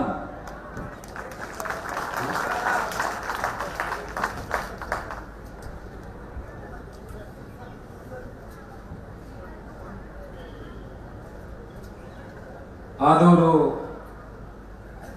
ಭಗವತಿ ಕ್ಷೇತ್ರದ ತಾಯಿಯ ಅನುಗ್ರಹವನ್ನು ಬೇಡುತ್ತಾ ಇವತ್ತಿನ ಸಭಾ ಕಾರ್ಯಕ್ರಮದ ಅಧ್ಯಕ್ಷತೆಯನ್ನು ವಹಿಸಿಕೊಂಡಂತ ಈ ಭಾಗದ ಸಂಸದರಾಗಿರುವಂತ ರಾಜಮೋಹನ್ ಉನ್ನಿತಾಯವರವರೇ, ವೇದಿಕೆಯ ಮೇಲಿರುವಂತ ಕಾಸರಗೋಡಿನ ಶಾಸಕರಾದಂತ ನೆಲಿಕುಣ್ಣವರೇ, ಉದ್ಯಮದ ಶಾಸಕ ಮಿತ್ರರಾಗಿರುವಂತ ಕುಂಜಮ್ಮ ಅವರೇ, ಕರ್ನಾಟಕ ರಾಜ್ಯದ ಮಾಜಿ ಶಾಸಕರು ಆತ್ಮೀಯರಾಗಿರುವಂತ ಅರವಿಂದ ಲಿಂಬಾವಳಿ ಅವರೇ, ಖ್ಯಾತ ಚಲನಚಿತ್ರ ಸಂಗೀತ ನಿರ್ದೇಶಕರು ಆತ್ಮೀಯರು ಆಗಿರುವಂತ ಗುರು ಕಿರಣ್ ಅವರೇ,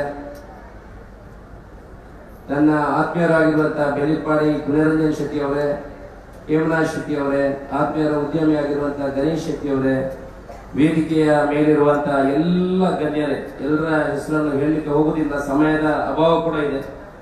ವೇದಿಕೆಯ ಮೇಲಿರುವಂತಹ ಎಲ್ಲ ಗಣ್ಯರೇ, ವೇದಿಕೆಯ ಎದುರುಗಡೆ ಇರುವಂತಹ ಭಕ್ತಾಭಿಮಾನಿ ಬಂಧುಗಳೇ, ಮಾಧ್ಯಮದ ಮಿತ್ರರೇ, ಸ್ವಲ್ಪ ವಾಲ್ಯೂಮ್ ಕೊಡೋಣ. ನಾನು ಹೆಚ್ಚೇನು ಮಾತಾಡಲಿಕ್ಕೆ ಹೋಗುವುದಿಲ್ಲ. ಯಾಕಂತ ಹೇಳಿದ್ರೆ ತುಂಬ ಅತಿಥಿ ವರ್ಗರು ಮಾತಾಡಲಿಕ್ಕೆ ಇದ್ದಾರೆ. ದೇವಸ್ಥಾನದ ಕಾರ್ಯಕ್ರಮ ಅಂತ ಹೇಳಿದ್ರೆ ಅಲ್ಲಿ ಧರ್ಮದ ಬಗ್ಗೆ ಮಾತಾಡಬೇಕಂತೆ. ರಾಜಕೀಯದವರಿಗೆ ಧರ್ಮದ ಬಗ್ಗೆ ಹೆಚ್ಚಿನ ಅರಿವು, ನನಗಂತೂ ಹೆಚ್ಚಿನ ಅರಿವಿಲ್ಲ. ಅರಿವಿದ್ದವರು ವೇದಿಕೆಯಲ್ಲಿದ್ದರೆ ಧರ್ಮದ ಬಗ್ಗೆ ಮಾತಾಡಬಹುದು. ಅತಿಥಿ ನೆಲೆಯಲ್ಲಿ ಒಂದೆರಡು ಮಾತಾಡಲಿಕ್ಕೆ ಹೇಳಿದ್ದಾರೆ. ಎಷ್ಟು ಜನರಿಗೆ ಮಲಯಾಳ ಬರ್ತದ, ತುಳು ಕನ್ನಡ ಬರ್ತದ, ತುಳು ಬರ್ತದ ಅಂತ ಗೊತ್ತಿಲ್ಲ. ಅದು ನನಗೆ ಬರುವಂತ ಭಾಷೆ ಕನ್ನಡ ಮತ್ತೆ ತುಳು. ಮಲಯಾಳಮಲ್ಲಿ ಬೈದ್ರೆ ಗೊತ್ತಾಗ್ತದೆ, ಮಲಯಾಳಮಲ್ಲಿ ಮಾತಾಡ್ಲಿಕ್ಕೆ ಗೊತ್ತಾಗುದಿಲ್ಲ. ಈಗ ಶಾಸಕರ ಹತ್ರ ಕೇಳ್ತಾ ಇದ್ದೆ, ಮಲಯಾಳಂ ಅಂದ್ರೆ ಇದು ನಲ್ಲ ಹುಡಿ ಗಾಯಕ, ಅದಕ್ಕೆ ಒಂದು ಏನು ಟೋನ್ ಇದೆ, ಕೇಳಲಿಕ್ಕೆ ಭಾರಿ ಚಂದ ಆಗುವಂತ ಒಂದು ಭಾಷೆ. ಮಲಯಾಳಂ ಬಗ್ಗೆ ನಮಗೆ ಅಭಿಮಾನ ಇದೆ, ಅದೇ ಮಾತಾಡ್ಲಿಕ್ಕೆ ಕಲಿಬೇಕಷ್ಟೇ. ಇನ್ನು ಮುಂದಿನ ದಿವಸಗಳಲ್ಲಿ ಪ್ರಯತ್ನ ಮಾಡ್ತೀವಿ ಕಲೀಲಿಕ್ಕೆ. ಧರ್ಮದ ಬಗ್ಗೆ ಹೇಳಬೇಕಿದ್ರೆ, ನೀವು ಒಂದು ಒಳ್ಳೆಯ ಕಾರ್ಯಕ್ರಮದಲ್ಲಿ ಭಾಗಿಯಾಗಿದ್ವಿ. ನಾವೆಲ್ಲ ದೇವರನ್ನು ಆರಾಧನೆ ಮಾಡ್ತೀವಿ. ನೀವು ಎಲ್ಲ ಕಡೆ ಯಾವ ಕಡೆ ಹೋದ್ರು, ಈ ಕರಾವಳಿ ಭಾಗದಲ್ಲಿ ಈ ತುಳುನಾಡು ಮಣ್ಣು ಏನಿದೆ ಅಲ್ಲಿಗೆಲ್ಲ ಕಡೆ ಹೋದ್ರು ಈಗ ಧರ್ಮದ ಕಾರ್ಯಕ್ರಮಗಳು ನಡೀತಾ ಇದೆ. ನಿಮ್ಮ ಪಕ್ಕ ಪಾಣಾಜಿಗೆ ಹೋದ್ರೆ ಬ್ರಹ್ಮ ಕಲಶ ಆಗ್ತದೆ. ಅದರಿಂದ ಆ ಕಡೆ ಹೋದ್ರೆ ಬೇರೆ ಬೇರೆ ದೇವಸ್ಥಾನಗಳ ಕಾರ್ಯಕ್ರಮಗಳಾಗ್ತದೆ.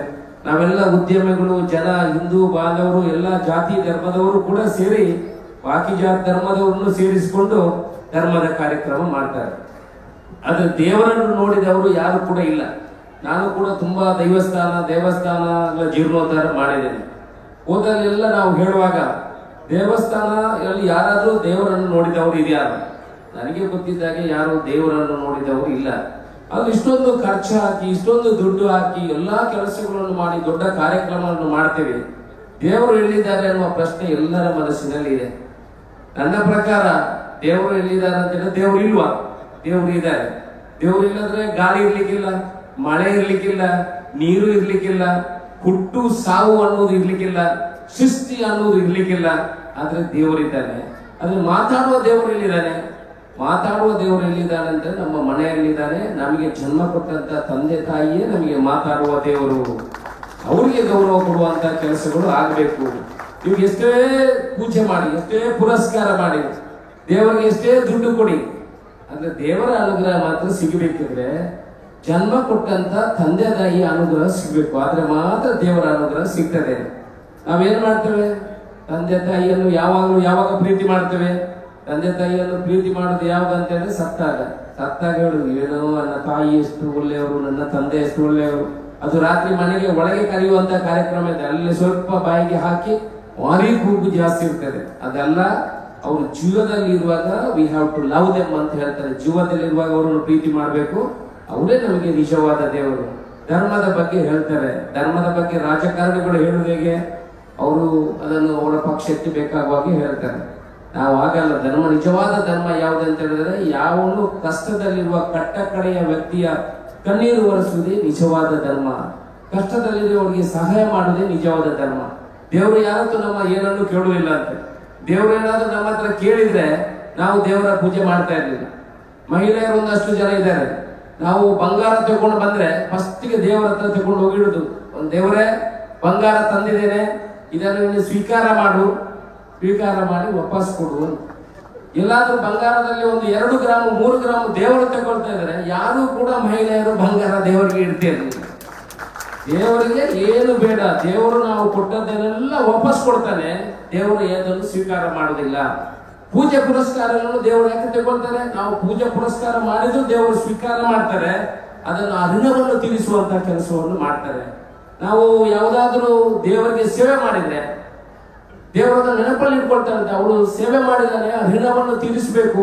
ನಮಗೆ ಕಷ್ಟ ಕಾಲ ಬಂದಾಗ ಅದನ್ನು ತೀರಿಸುವ ಮುಖಾಂತರ ದೇವರು ನಮ್ಮ ಋಣವನ್ನು ತೀರಿಸ್ತಾರೆ. ಅದಕ್ಕೆ ನಾವು ದೇವರ ಸೇವೆ ಮಾಡಬೇಕು. ದಿವಸಾಲು ನಮ್ಮ ಧರ್ಮದ ಬಗ್ಗೆ ಅರಿವನ್ನು ನಮ್ಮ ಮಕ್ಕಳಿಗೆ ಹೇಳುವಂತ ಕೆಲಸವನ್ನು ಮಾಡಬೇಕು.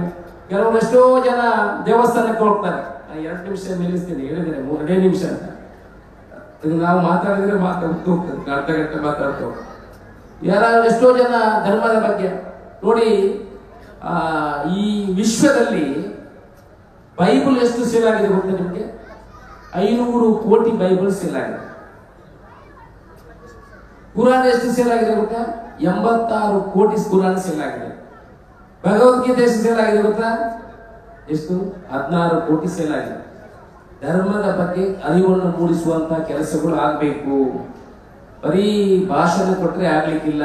ನೀವು ಬೇರೆ ಧರ್ಮದವ್ರನ್ನ ನೋಡಿ, ಅವರನ್ನು ನಾವು ಪ್ರಶಂಸನೆ ಮಾಡಬೇಕು. ನೀವು ಕ್ರಿಶ್ಚಿಯನ್ ಧರ್ಮದವ್ರು ನೋಡಿ, ಪ್ರತಿ ಆದಿತ್ಯವಾರ ಅವರ ದೇವಸ್ಥಾನಕ್ಕೆ, ಅವರ ಪ್ರಾರ್ಥನಾ ಮಂದಿರಕ್ಕೆ ಹೋಗ್ತಾರೆ. ನೀವು ಮುಸ್ಲಿಂ ಧರ್ಮದವರನ್ನು ನೋಡಿ, ಪ್ರತಿ ಶುಕ್ರವಾರ ಅವರ ಕ್ಷೇತ್ರ, ಅವರ ಮಂದಿರಕ್ಕೆ ಹೋಗ್ತಾರೆ, ಪ್ರಾರ್ಥನೆ ಮಾಡ್ತಾರೆ. ಚಿಕ್ಕ ಚಿಕ್ಕ ಮಕ್ಕಳಿಗೆ ಅವರಿಗೆ ಧರ್ಮದ ಬಗ್ಗೆ ಅರಿವನ್ನು ಕೊಡುವಂತ ಕೆಲಸವನ್ನು ಮಾಡ್ತಾರೆ. 6 ಗಂಟೆಗೆ ಎದ್ದು ಆ ಮಕ್ಕಳು ಧರ್ಮದ ಬಗ್ಗೆ ಅರಿವನ್ನು ಕೇಳಲಿಕ್ಕೆ ಹೋಗ್ತಾರೆ. ನಮ್ಮ ಮಕ್ಕಳು 9 ನಾವು ಅವರು ದುಡ್ದಲ್ಲ, ಅವರನ್ನು ನೋಡಿ ಕಲಿಯುವಂತ ಕೆಲಸ ಆಗ್ಬೇಕು. ಅವರನ್ನು ನೋಡಿ ಕಲಿಯುವಂತ ನಮ್ಮ ಮಕ್ಕಳು 8 ಗಂಟೆಗೆ ಹೇಳುವುದಿಲ್ಲ, 9 ಗಂಟೆಗೆ ಎದ್ರೆ ಪುಣ್ಯ, ರಜೆ ಇದ್ರೆ 11 ಗಂಟೆಗೆ ಹೇಳುವಂತದ್ದು. ಎಷ್ಟು ಜನರಿಗೆ ಬ್ರಹ್ಮಾರ್ಪಣೆ ಬಿಡ್ಲಿಕ್ಕೆ ಗೊತ್ತಿದೆ ಹೇಳಿ ಒಮ್ಮೆ? ಭಟ್ರು ಹೇಳ್ಬೇಕು, ಅನ್ನ ತೀರ್ಥ ಹಾಕ್ತಾನೆ, ಹೂ ಮತ್ತು ತುಳಸಿ ಇಡ್ಕ, ಮತ್ತೆ ನೀರು ಹಾಕಿ ಎಡದ ಕೈಯಲ್ಲಿ ನೀರನ್ನು ಕೆಳಗೆ ಬಿಡಿ, ಹೂವನ್ನು ಎತ್ಕೊಳ್ಳಿ, ಹೂವನ್ನು ತುಳಸಿಯನ್ನು ನಿನ್ನ ಕಿವಿಯಲ್ಲಿ ಇಡ್ಕೋ, ನಿನ್ನ ಹೆಂಡತಿಗೆ ಹೂವನ್ನು ಕೊಡು. ಅದನ್ನೆಲ್ಲ ಹೇಳಿ ಹೇಳಿ ಮಾಡುತ್ತಾ ಒಮ್ಮೆ ಏನಾದ್ರೂ ಬ್ರಹ್ಮಾರ್ಪಣೆ ಬಿಡ್ಲಿಕ್ಕೆ ಹೋದ್ರೆ, ಏನಾದ್ರೂ ಅಲ್ಲಿ ನಿಮ್ಮ ಕುಲ ಗೋತ್ರ ಕೇಳಿದ್ರೆ ಮಕ್ಕಳ ಹತ್ರ ನಾವು ಹೇಳಿಸುದಿಲ್ಲ, ತಾಯಿ ಹೇಳುದು. ನಿಮ್ಮ ಏನೋ ಕುಲ? ಅದು ವೃಷಭ ನಕ್ಷತ್ರ ಕೃತಿಕ ರಾಶಿ ಅಂತ ತಾಯಿ ಹೇಳುದು. ಮಗಳನ್ನು ಹೇಳಲಿಕ್ಕೆ ಬಿಡುವುದಿಲ್ಲ, ನಾವು ಕಳಿಸುವುದಿಲ್ಲ. ಮಕ್ಕಳಿಗೆ ಧರ್ಮದ ಬಗ್ಗೆ ಅರಿವನ್ನು ಕೊಡುವಂತಹ ಕೆಲಸಗಳು ಆಗಬೇಕು.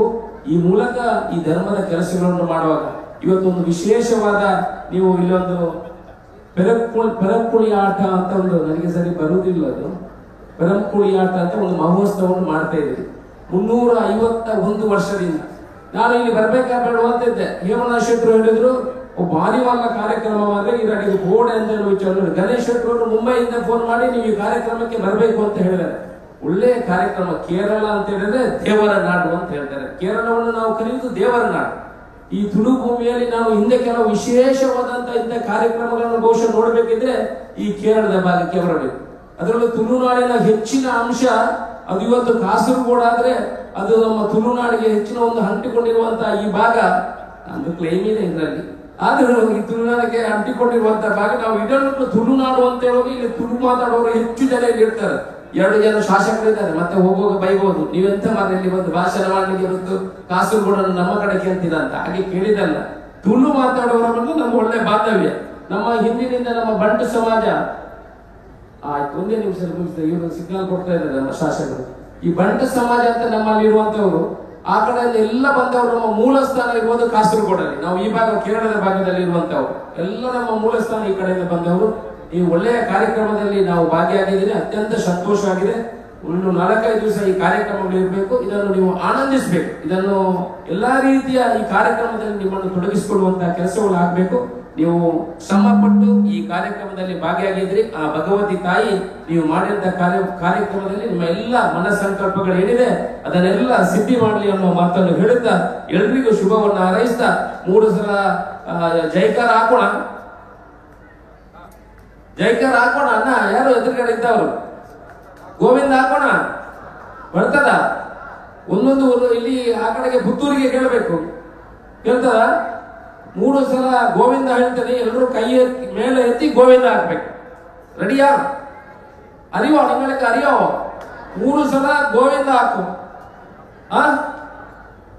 ಭಗವತಿ ಅಮ್ಮನವರ ಪಾದಾವರಣಕ್ಕೆ ಗೋವಿಂದ ಹರಿ ಗೋವಿಂದ. ಇವ ಇಷ್ಟೇನ ಸ್ವರ? ನಾನೇನಾದ್ರೂ ದಮ್ಮು ಜೋರಿದೆ ಅಂತ ಹೇಳಿ ನಮ್ಮಲ್ಲಾದ್ರೆ ಪುತ್ತೂರಿಗೆ ಕೇಳ್ತೇನೆ. ಇನ್ನು 2 ಸಲ ಇದೆ, ನಿಮ್ಮ ಸ್ವರ ಕೇಳ್ತೇನೆ. ಭಗವತಿ ಅಮ್ಮನವರ ಪಾದಾರವಿಂದಕ್ಕೆ ಗೋವಿಂದ ಹರಿ ಗೋವಿಂದ. ಭಗವತಿ ಅಮ್ಮನವರ ಪಾದಾರವಿಂದಕ್ಕೆ ಗೋವಿಂದ ಹರಿ ಗೋವಿಂದ. ಗೋವಿಂದ. ಎಟ್ಟೆ ಮದಿಪು ಅಶೋಕಣ್ಣ ಚಕ್ರವರ್ತಿ ಅಶೋಕಣ್ಣನ ಅಂಚನೆ ನಮ್ಮ ನೆಕ್ಸ್ಟ್ ನೆಲ್ಲಿಕುಂದು ಸಾಹೇಬರು ಮಾತಾಡಲಿಕ್ಕಿದ್ದಾರೆ. ನಮ್ಮ ಕಾಸರಗೋಡು ಶಾಸಕ, ಜನಪ್ರಿಯ ಶಾಸಕ ನೆಲ್ಲಿಕುಂದು ಸರ್ ಅವರು ತನ್ನ ಮಾತಿನಲ್ಲಿ. എല്ലാ വിശിഷ്ട വ്യക്തിത്വങ്ങളെയും അഭിസംബോധന ചെയ്യണമെന്ന് എനിക്ക് ആത്മാർത്ഥമായ ആഗ്രഹമുണ്ടായി.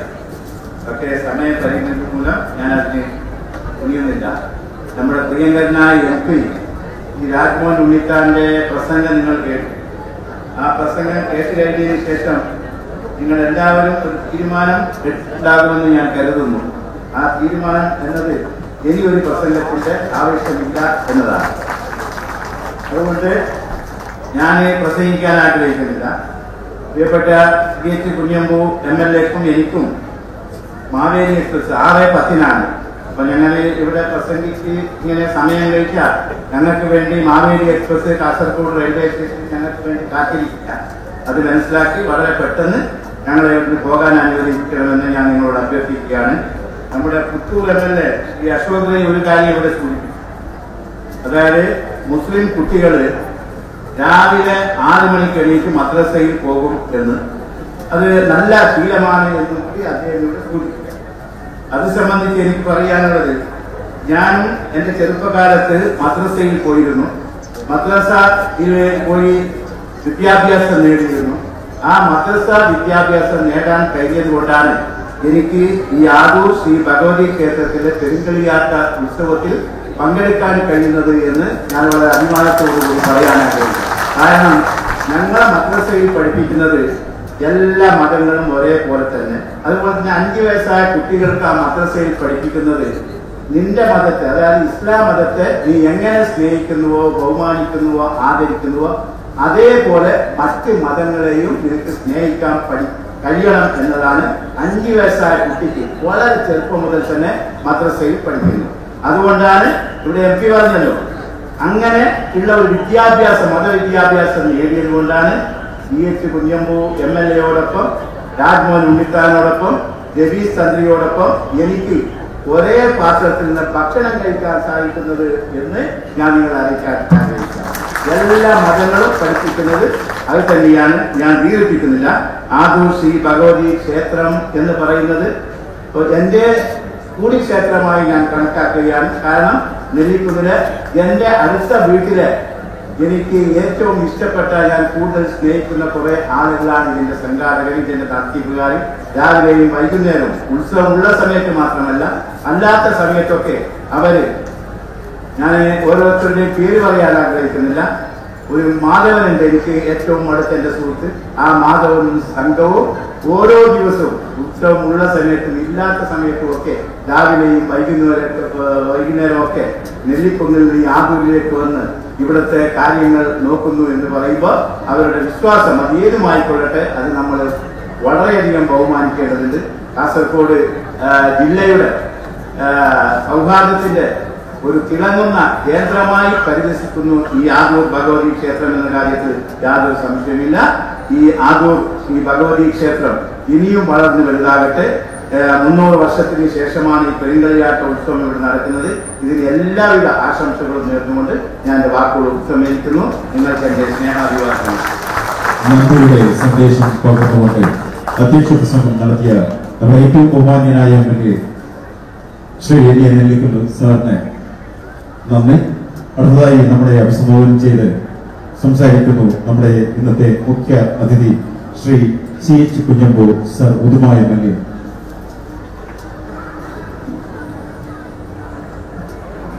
വേദിയിൽ ശാസ്ത്രമുള്ള ബഹുമാനരായ സഹോദരി സഹോദരന്മാർ, 351 വർഷങ്ങൾക്ക് ശേഷം ആദൂർ ശ്രീ ഭഗവതി ക്ഷേത്രത്തിൽ ഒരു പെരുങ്കളിയാട്ട മഹോത്സവം നടത്തി.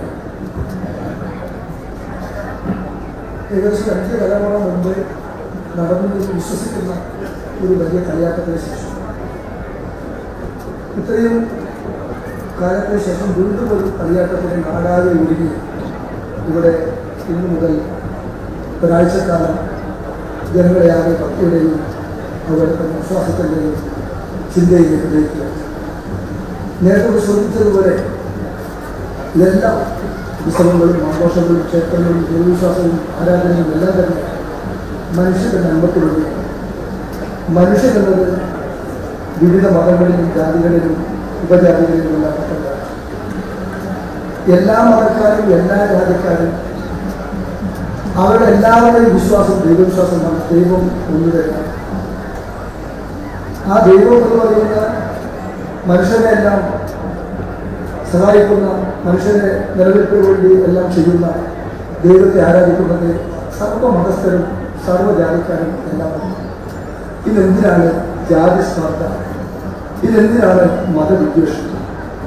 നമ്മുടെ കൂട്ടത്തിൽ ചില ആളുകൾ അന്യമത വിദ്വേഷം അല്ലെങ്കിൽ മറ്റു മതത്തോട് വിദ്വേഷം ഉണ്ടാകണമെന്ന് ചിന്തിക്കുന്നു. ഹിന്ദു ഇസ്ലാമിനെതിരാണ്, ഇസ്ലാം ഹിന്ദുവിനെതിരാണ്. ക്രിസ്ത്യൻ ഹിന്ദുവിനും ഇസ്ലാമിനെതിരാണ്, ക്രിസ്ത്യാനിക്കെതിരാണ് ഒക്കെ എല്ലാവരും എന്ന നിലയിൽ മനുഷ്യർക്കിടയിൽ പരസ്പരം വിദ്വേഷം പരത്തുന്ന നിലയിലുള്ള പ്രചാരണങ്ങളൊക്കെ നടക്കുന്നത്. ഈ പ്രചാരണങ്ങളാണ് പിന്നീട് കലാപങ്ങളായിട്ട് സംഘർഷങ്ങളായിട്ട് മാറുന്നത്. അത് മനുഷ്യ നന്മക്കല്ല. ഒരു ദൈവവും അങ്ങനെ പറഞ്ഞിട്ടില്ല, ഒരു മതവും അങ്ങനെ പറഞ്ഞിട്ടില്ല. ഹിന്ദുമതം പറഞ്ഞത് ലോകോ സമസ്തോ സുഖലോ ഭഗവതു എന്നാണ്. ലോകത്തുള്ള സകല ചരാചരങ്ങളിലും സുഖം ഭവിക്കട്ടെ. അത് തന്നെയാണ് ഇസ്ലാം മതവും പറഞ്ഞത്, അത് തന്നെയാണ് ക്രിസ്തു മതവും പറഞ്ഞത്. അതുകൊണ്ട് മതങ്ങൾക്ക് ഒരു കുഴപ്പവുമില്ല. പക്ഷേ മതം കൈകാര്യം ചെയ്യുന്നവർ നടത്തുന്ന പ്രചാരകരെയാണ്, അവരുടെ ചിന്തയാണ് ചിലപ്പോൾ വഴിതെറ്റി പോകുന്നത്. ജാതി എന്ന് പറഞ്ഞ ഒരു പ്രത്യേക ഘട്ടത്തിൽ ഉത്ഭവിച്ചു പോയതാണ്. ആദ്യം മനുഷ്യർ ജാതി ഉണ്ടായിരുന്നില്ല. അടുത്ത ഏകദേശം 1000 വർഷത്തിന് മുമ്പ് 4000 വർഷത്തിന് മുമ്പാണ് ജാതി എന്ന് പറയുന്ന ഒരു സിസ്റ്റം വന്നത്. അത് ഹിന്ദുക്കളുടെയും മാത്രമേ ഉള്ളൂ. അത് തന്നെ മേൽജാതിയും കീഴ്ജാതിയുമുണ്ട്. ജാതിയുടെ പേരിൽ ഒട്ടേറെ പീഡനങ്ങൾ അനുഭവിച്ചതാണ് നമ്മുടെ കുറേ കാലങ്ങൾ. പക്ഷേ ജാതി കൊണ്ട് നമ്മൾ ഒന്നും നേടിയിട്ടില്ല. ഏത് ജാതിയിൽപ്പെട്ടവരാണ്, ആദ്യ ജാതി അവർക്ക് ഉയർന്ന ജാതിയാണ്. അത് മനുഷ്യൻ സങ്കല്പിച്ച് വിടുകയാണ്. അവരെല്ലാം മനുഷ്യരാണ്. അവർക്കെല്ലാം തുല്യ പരിഗണനയും തുല്യതയും വേണം. ഇത് മാത്രമേ മനുഷ്യരാശിക്ക് ഒരുമിച്ച് നിലക്ക് നേടാൻ സാധിക്കും. അതിനുവേണ്ടിയാണ് എല്ലാ ഉത്സവങ്ങളും ആഘോഷങ്ങളും. അതിനുവേണ്ടിയാണ് ഈ ഉത്സവത്തിലെയും ആഘോഷത്തിലെയും ഭാഗമായി ധാർമ്മിക സമ്മേളനം, സാംസ്കാരിക സമ്മേളനം സംഘടിപ്പിക്കുന്നത്. ഏതായാലും ഇന്ന് ഈ വലിയ മഹോത്സവത്തിന്റെ തിരുവലിയാട്ട മഹോത്സവത്തിന്റെ ഭാഗമായി ഇവിടെ ഇന്ത്യയിലെ ഒരു സാംസ്കാരിക സമ്മേളനം സംഘടിപ്പിക്കുന്നതിനും ഇതിന്റെ സംഘാടകരെ ഞാൻ പ്രത്യേകം അഭിനന്ദിക്കുന്നു.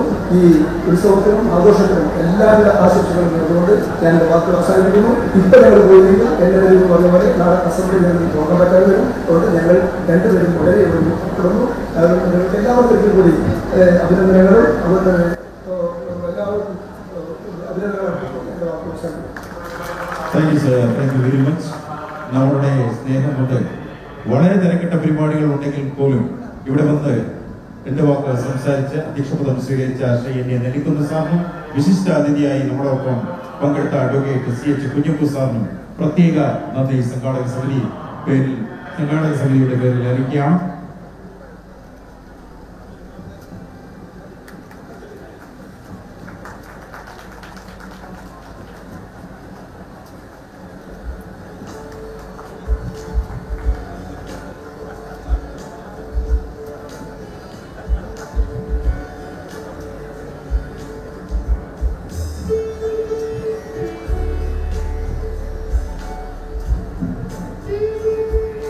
Thank you, sir. Thank you, CH Kunjappu sir. Shri എന്നെ നെല്ലിക്കുന്നു sir.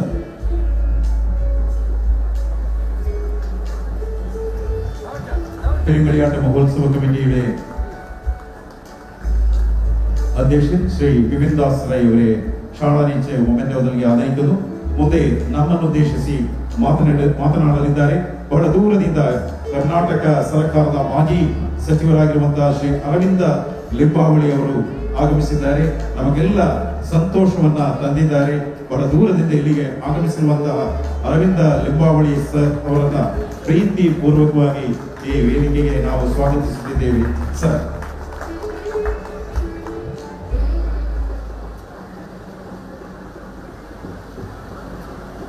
ಆದೂರಿನ ಶ್ರೀ ಭಗವತಿ ಕ್ಷೇತ್ರದಲ್ಲಿ ನಡೀತಾ ಇರುವಂತಹ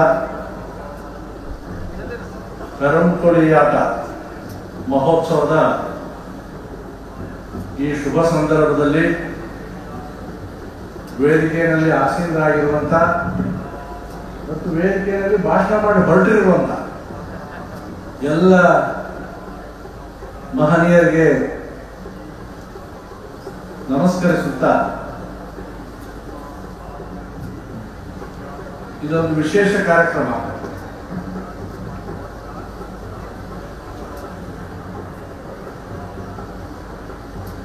ಮುನ್ನೂರ 51 ವರ್ಷಗಳ ಹಿಂದೆ ಈ ಕಾರ್ಯಕ್ರಮ ನಡೆದಿತ್ತು ಅಂತ ಹೇಳಿ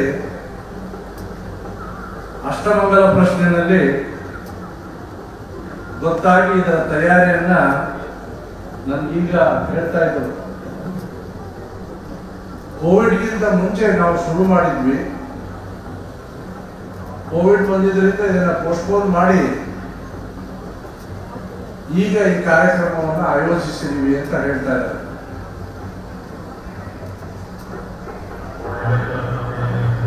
ಪ್ರಯಾಗರಾಜದಲ್ಲಿ ಮಹಾಕುಂಭಮೇಳ ನಡೀತಾ ಇದೆ.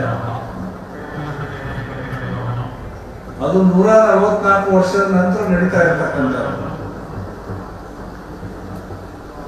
ಈ ಆದೂರಿನಲ್ಲಿ ನಡೀತಾ ಇರ್ತಕ್ಕಂಥ ಕರಂಕುಳಿ ಆಟ 351 ವರ್ಷಗಳ ನಂತರ ನಡೀತಾ ಇರ್ತಕ್ಕಂಥದ್ದು.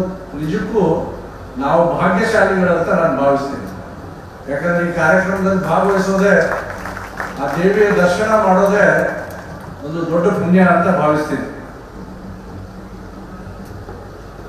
ನಾನು ಗುರುಕಿರಣ್ ಅವರು ಮತ್ತು ಗುಣರಂಜನ್ ಶೆಟ್ಟರು ಬರ್ತಾ ಇರಬೇಕಾದ್ರೆ ಕಾರಲ್ಲಿ ಇದ್ರ ಬಗ್ಗೆ ಒಂದು ಸ್ವಲ್ಪ ಕೌತುಕ ನಿರ್ಮಾಣ ಆಯ್ತು. ಏನಿದು ಅಂತ ನಮ್ಮ ಗುಣರಂಜನ್ ಶೆಟ್ಟರು ಹೇಳಿದ್ರು, ಒಂದು ಬ್ರಹ್ಮ ಕಳಶೋತ್ಸವ. ಆ ನಂತರ ನಾವು ಮತ್ತು ಗುರುಕಿರಣ್ ಅವರು ಎಲ್ಲೆಲ್ಲ ಇಲ್ಲಿದ್ದೇವೆ, ಏನೋ ಬೇರೆ ಇದೆ ಇದು ಅಂತ.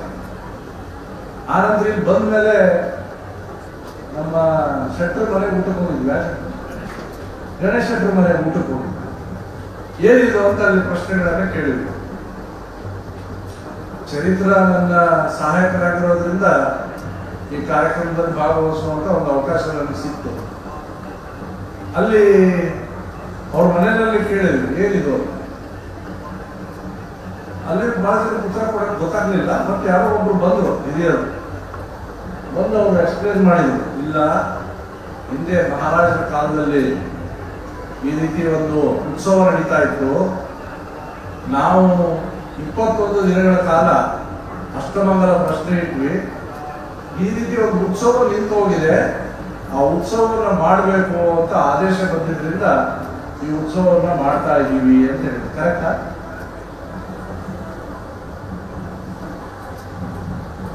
ಅಂದ್ರೆ ನಮ್ಮ ಸನಾತನ ಧರ್ಮ ಎಷ್ಟು ವೈವಿಧ್ಯಮಯವಾಗಿರ್ತಕ್ಕಂಥ ಧಾರ್ಮಿಕ ಆಚರಣೆಗಳನ್ನ ಮಾಡ್ತಾ ಇರ್ತಕ್ಕಂಥ ಒಂದು ಧರ್ಮ ಅಂತ ಅನೇಕ ಸಂದರ್ಭಗಳಲ್ಲಿ ಗೊತ್ತಾಗುತ್ತೆ. ಈ ರೀತಿಯ ಉತ್ಸವಗಳನ್ನು ಈಗಷ್ಟೇ ಅಶೋಕ್ ರೈ ಅವರು, ನಮ್ಮ ಪುತ್ತೂರಿನ ಶಾಸಕರು, ಇಲ್ಲಿ ಪ್ರಸ್ತಾಪ ಮಾಡಿದ್ರು. ಕೇರಳ ರೀತಿಯಿಂದ ದೇವರ ನಾಡು ಅಂತ ಕರಿತೀವಿ ಅಂತ. ಒಂದು ಸಣ್ಣ ಗ್ರಾಮ ಇದ್ರೂ ಕೂಡ ಅಲ್ಲಿ ದೇವಸ್ಥಾನ ಇದೆ, ಅದರದೇ ಆದಂತ ಒಂದು ಪರಂಪರೆ ಇದೆ. ಆ ಪರಂಪರೆಗೆ ಅನುಗುಣವಾಗಿ ಪೂಜಾ ಕೈಕಾರ್ಯಗಳು ನಡೀತಾವೆ. ಬರೀ ಅಷ್ಟೇ ಅಲ್ಲ,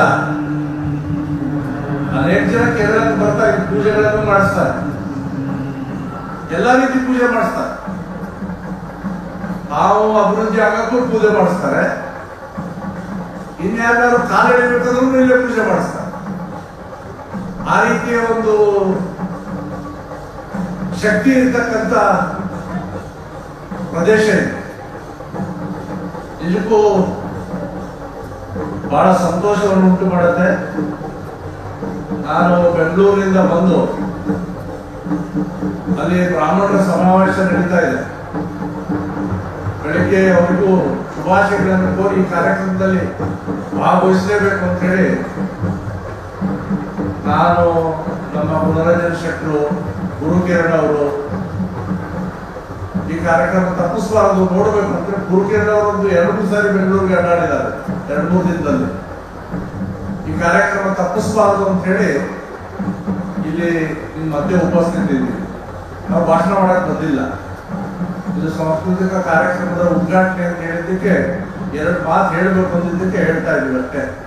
ಮುಖ್ಯವಾಗಿ ಅಲ್ಲಿ ಏನ್ ಪ್ರಕ್ರಿಯೆ ನಡೆಯುತ್ತೆ, ಆ ದೈವಿ ಕಾರ್ಯಗಳು ಏನ್ ನಡೆಯುತ್ತೆ ಅನ್ನೋದು ನೋಡುವಂತ ಆಸಕ್ತಿ ನಮಗೂ ಇದೆ, ಎಲ್ಲರಿಗೂ ಇದೆ.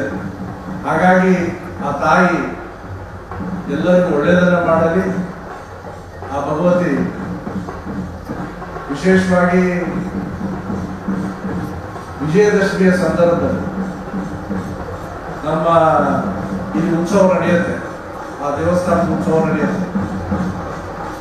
ಆ ಮೂವಿ ಜನಾಂಗದವರೇ ಅದು ಉತ್ಸವವನ್ನು ಮಾಡ್ತಾರೆ ಅನ್ನೋದು ಕೇಳಬೇಕು. ನನಗೂ ಅದು ಕೂಡ ಸಂತೋಷ ಆಯ್ತು. ಆ ಉತ್ಸವ ಯಶಸ್ವಿಯಾಗಿ ನಡೆದು ಆ ತಾಯಿ ನಮ್ಮೆಲ್ಲರಿಗೆ ಆಶೀರ್ವಾದವನ್ನು ಮಾಡಲಿ, ನಮ್ಮ ಕಷ್ಟಗಳನ್ನೆಲ್ಲ ದೂರ ಮಾಡಲಿ. ವಿಶೇಷವಾಗಿ 250 ವರ್ಷದ ಹಿಂದಿನ ನಿಂತು ಹೋಗಿರ್ತಕ್ಕಂಥ ಈ ಉತ್ಸವವನ್ನು ಮತ್ತೆ ಪ್ರಾರಂಭ ಮಾಡ್ತಾ ಇದ್ದೀರಿ. ಇದರ ಮುಖಾಂತರ ಎಲ್ಲ ದೇವರುಗಳು ಪ್ರಸನ್ನರಾಗಿ ನಮಗೆ ಆಶೀರ್ವದಿಸಲಿ ಅಂತ ಬೇಡಿಕೆಯನ್ನಿಟ್ಟು ತಮ್ಮೆಲ್ಲರಿಗೂ ವಂದಿಸಿ ನನ್ನ ಮಾತನ್ನು ಮುಗಿಸ್ತೇನೆ. ನಮಸ್ಕಾರ.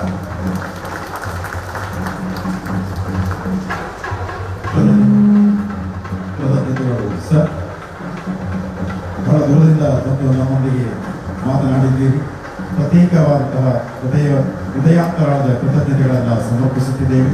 ಮುಂದೆ ನಮ್ಮನ್ನು ಉದ್ದೇಶಿಸಿ ಮಾತನಾಡಲಿದ್ದಾರೆ ಖ್ಯಾತ ಚಲನಚಿತ್ರ ಸಂಗೀತ ನಿರ್ದೇಶಕರು, ತುಳುನಾಡಿನ ಹೆಮ್ಮೆಯ ಪುತ್ರ, ಅನೇಕ ಜನಪ್ರಿಯ ಗೀತೆಗಳನ್ನು ನಮಗೆ ನೀಡಿದವರು ಶ್ರೀ ಗುರುಕಿರಣ್ ಅವರು. ಶ್ರೀ ಗುರುಕಿರಣ್ ಅವರು ಮಾತನಾಡಿ ಹಾಡನ್ನು ಹಾಡಿ ನಮ್ಮನ್ನು ರಂಜಿಸಬೇಕು ಎಂಬುದಾಗಿಯೂ ಕೂಡ ಈ ಸಂದರ್ಭದಲ್ಲಿ ನಾವು ಕೇಳಿಕೊಳ್ತೇವೆ.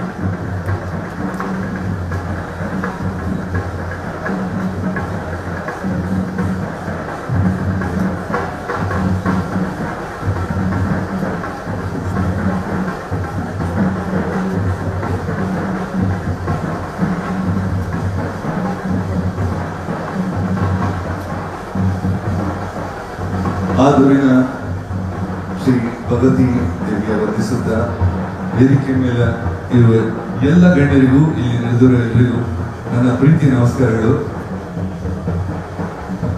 ನಾನು ಆಕ್ಚುಲಿ ಬೆಂಗಳೂರಿಂದ ಬಂದಿರೋದು. ಇಲ್ಲಿ ನೋಡಿದ್ರೆ ಮತ್ತೆ ಬೆಂಗಳೂರಿಗೆ ಬಂದಂಗೆ ಆಗುತ್ತೆ. ಕಾರಣ ಬೆಂಗಳೂರಲ್ಲಿ ಇದ್ರೆ ತಮಿಳು, ತೆಲುಗು, ಹಿಂದಿ ಎಲ್ಲ ಅರ್ಥ ಆಗುತ್ತೆ. ಇಲ್ಲಿ 3 ಭಾಷೆಯಲ್ಲಿ ಅನೌನ್ಸ್ಮೆಂಟ್ ಮಾಡ್ತಾ ಇದ್ದಾರೆ, ಮಲಯಾಳಂ, ತುಳು, ಕನ್ನಡ. ಎಲ್ಲದಕ್ಕೂ ರಿಯಾಕ್ಷನ್ ಒಂದೇ ತರ ಇದೆ. ಸೊ ಒಂದ್ ಗೊತ್ತಾಯ್ತು, ಓಕೆ ಇಲ್ಲಿ ಎಲ್ಲ ಭಾಷೆ ಬರುತ್ತೆ. ಇಲ್ಲಿ ಈಗ ತಾನೇ ಅಶೋಕ್ ಅವರು ಹೇಳಿದ್ರು, ನಮ್ಮ ದೇವರನ್ನು ಕಾಣೋದು ಅಂತ. ಆಕ್ಚುಲಿ ಭಾರತೀಯ ಸಂಸ್ಕೃತಿಯಲ್ಲಿ ಒಂದೇ ಇರೋದು, ದೇವರನ್ನ ಮನುಷ್ಯರಲ್ಲಿ ನೋಡ್ತಾರೆ. ರಾಮಕೃಷ್ಣ ಎಲ್ಲ ಮನುಷ್ಯರೇ, ಅವರನ್ನ ಅವರ ಗುಣಗಳಿಗೆ ನಾವು ದೇವರು ಅಂತ ಪೂಜೆ ಮಾಡ್ತೀವಿ. ಜೊತೆಗೆ ಪ್ರಾಣಿ, ಪಕ್ಷಿ, ಮರ ಯಾವುದನ್ನು ಬಿಟ್ಟಲ್ಲ, ಪ್ರತಿಯೊಂದಕ್ಕೆ ದೇವರ ಸ್ಥಾನ ಕೊಟ್ಟಿದ್ದೀವಿ ನಾವು. ದೇವರು ನೋಡ್ತೀವಿ ಅಂದ್ರೆ ಅದಕ್ಕೆ ಹೇಳೋದು ಮುಕ್ಕೋಟಿ ದೇವರು ಅಂತ. ಪ್ರತಿಯೊಬ್ಬರಲ್ಲಿ ಒಂದು ಆತ್ಮ ಅಂದ ಕೂಡಲೇ ದೇವರು ಅಂತ ನೋಡ್ತೀವಿ. ಅದು ಆಕ್ಚುಲಿ ನಮ್ಮ ಸಂಸ್ಕೃತಿಯ ಸಂದೇಶ. ಇದ್ರ ನಡುವೆ ಆಕ್ಚುಲಿ ಚಿಕ್ಕವರಿಗೆ ನಾವು ಹೇಳ್ತಾ ಇದ್ರು, ಇನ್ನೊಂದು 2-3 ವರ್ಷ ಇದ್ರೆ ಎಲ್ಲ ಹಾಳಾಗತ್ತೆ, ದೇವಸ್ಥಾನಕ್ಕೆ ಯಾರು ಹೋಗಲ್ಲ, ದೇವರ ನಂಬೋದಿಲ್ಲ ಅಂತ. ಬೆಳೀತಾ ಬೆಳೀತಾ ಹೋದಾಗ ಈಗ ದೇವಸ್ಥಾನಕ್ಕೆ ಹಬ್ಬಗಳಿಗೆ ಜನ ಜಾಸ್ತಿ ಬರ್ತಾ ಇದ್ದಾರೆ, ದೇವರ ಮೇಲೆ ನಂಬಿಕೆ ಜಾಸ್ತಿ ಬರ್ತಾ ಇದೆ. ಜೊತೆಗೆ ಇದು 300 ವರ್ಷಗಳ ಹಿಂದೆ ಮರೆತೋದ ಸಂಸ್ಕೃತಿಯನ್ನ ಮತ್ತೆ ಈ ಪದ್ಧತಿಯನ್ನ ಮತ್ತೆ ಮಾಡಬೇಕು ಅಂತ ಒಂದಷ್ಟು ಅದ್ರ ರಿಸರ್ಚ್ ಮಾಡಿ, ಈಗ ಪ್ರಶ್ನೆ ಅಂತ ಹೇಳೋದು ಅದೊಂಥರ ರಿಸರ್ಚ್ ಮಾಡಿ ಮತ್ತೆ ಮಾಡ್ತಾ ಇದ್ದೀವಿ. ನಿಜವಾಗಿ ಇದಕ್ಕೆ ಅಭಿನಂದನೆಗಳನ್ನು ಸಲ್ಲಿಸ್ತಾ ಇದ್ದೀನಿ. ಆಕ್ಚುಲಿ ನಾನಿಲ್ಲಿ ಬರೋ ಕಾರಣ ನಮ್ಮ ಗುರುರಾಜ್ ಶೆಟ್ರು, ಸಿ.ವಿ. ಪೊದುವಾಳ್ರು. ಸೊ ಬರ್ತಾ ನಾನು ಆಕ್ಚುಲಿ ಫಸ್ಟ್ ಟೈಮ್ ಲಿಮಾವಳಿ ಸರ್ ಸಿಕ್ಕಿದ್ರು. ಇದ್ರ ಬಗ್ಗೆ ಈ ಸಂಸ್ಕೃತಿ ಬಗ್ಗೆ ಮಾತಾಡ್ತಾ ಆಕ್ಚುಲಿ 1-1.5 ಗಂಟೆ ಕಳೆದ್ವಿ. ಆಕ್ಚುಲಿ ಒಂಥರ ಒಳ್ಳೆ ಎಕ್ಸ್ಪೀರಿಯನ್ಸ್ ಅಂತ. ಒಳ್ಳೇದಾಗ್ಲಿ. ಆಕ್ಚುಲಿ ಇದು ಒಂದು ಹೇಳ್ತಾ ಇದೀನಿ, ಎಲ್ಲಾ ಜಾತಿ ಧರ್ಮದವರು ಸೇರಿ ಮಾಡ್ತಾರೆ. ಆಮೇಲೆ ನಮ್ಮ MLA ತುಂಬಾ ಸಪೋರ್ಟ್ ಮಾಡಿದ್ರು ಅಂತ ಕೇಳಿದೆ. ಇದು ಮಾಡಿದ ನಂತರ ನನ್ನ ಲೆಕ್ಕದಲ್ಲಿ ಊರಿಗೆ ದೊಡ್ಡ ಪ್ಲಸ್ ಪಾಯಿಂಟ್ ಉದ್ಧಾರ ಆಗುತ್ತೆ. ದೇವರು ಎಲ್ರಿಗೂ ಒಳ್ಳೇದು ಮಾಡ್ಲಿ ಅಂತ ಆರೈಸರ್ ಮಾಡ್ತೀನಿ ಚೆನ್ನಾಗಿ. ಸರ್, ಒಂದು ಹಾಡು ಹಾಡಬೇಕು.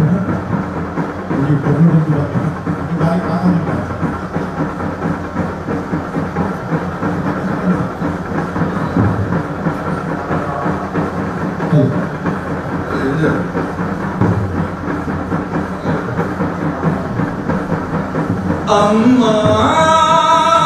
ನನ್ನೀ ಜನ್ಮ ನಿನ್ನ ವರದಾನವಮ್ಮ. ಅಮ್ಮ ನಿನಗ್ಯಾರು ಸಮ, ನನ್ನ ಜಗ ನೀನೆ ಅಮ್ಮ.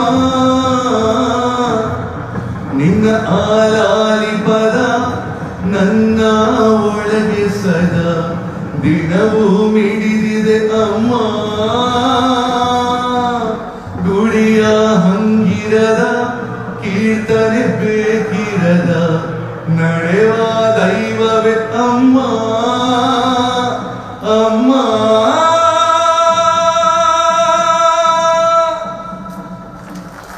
ಭಗವತಿ ದೇವಿని ಸುರಿತೊಂದು ಆರು ಪಂಡಿನೆಂಚಿನ ಪಣ್ಣಂಚಿನ ಈ ಪಾತ್ರ ಈ ಪದ್ಯ ಆ ಅನುರಣನೆಗೆ ಭಗವತಿ ದೇವಿಯೇ ಲಕ್ಕೊಂದು ಬರ್ತಲ್ಲ ಅಂತ ನನಗೆ ತೋಚಿತು. ಹೊರಡು ಕೊರ್ಲದ ಒಂದು ಕೈ ಚಪ್ಪಾಳೆ ಮಾತಾಡಿದ್ರು. ನನ್ನ ದುಂಬಗೆ ನಮ್ಮ ಪಾತ್ರೆ ಒಳ್ಳೆಯದು.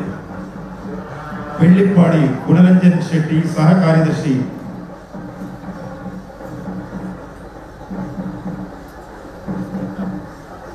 ವಂದನೀಯ father Anil Francis Pinto Saint John Britto church Narapady ಅವರಿಗೆ ಬೇತೆ ಕುಡ್ಲಾಗ ಜನ ಪೈರು ಮಾಡಿದ್ರೆ ಚೈನದ ಇಕಡೆ ಬೇಯ್ದಿರಿ ಫಾದರ್ ಆದ್ರೆ ಎರಡು ಆಶೀರ್ವಚನದ ನುಡಿ ಮಾತುಗಳು ಪಡೆದು ಏನೊಬ್ಬರು.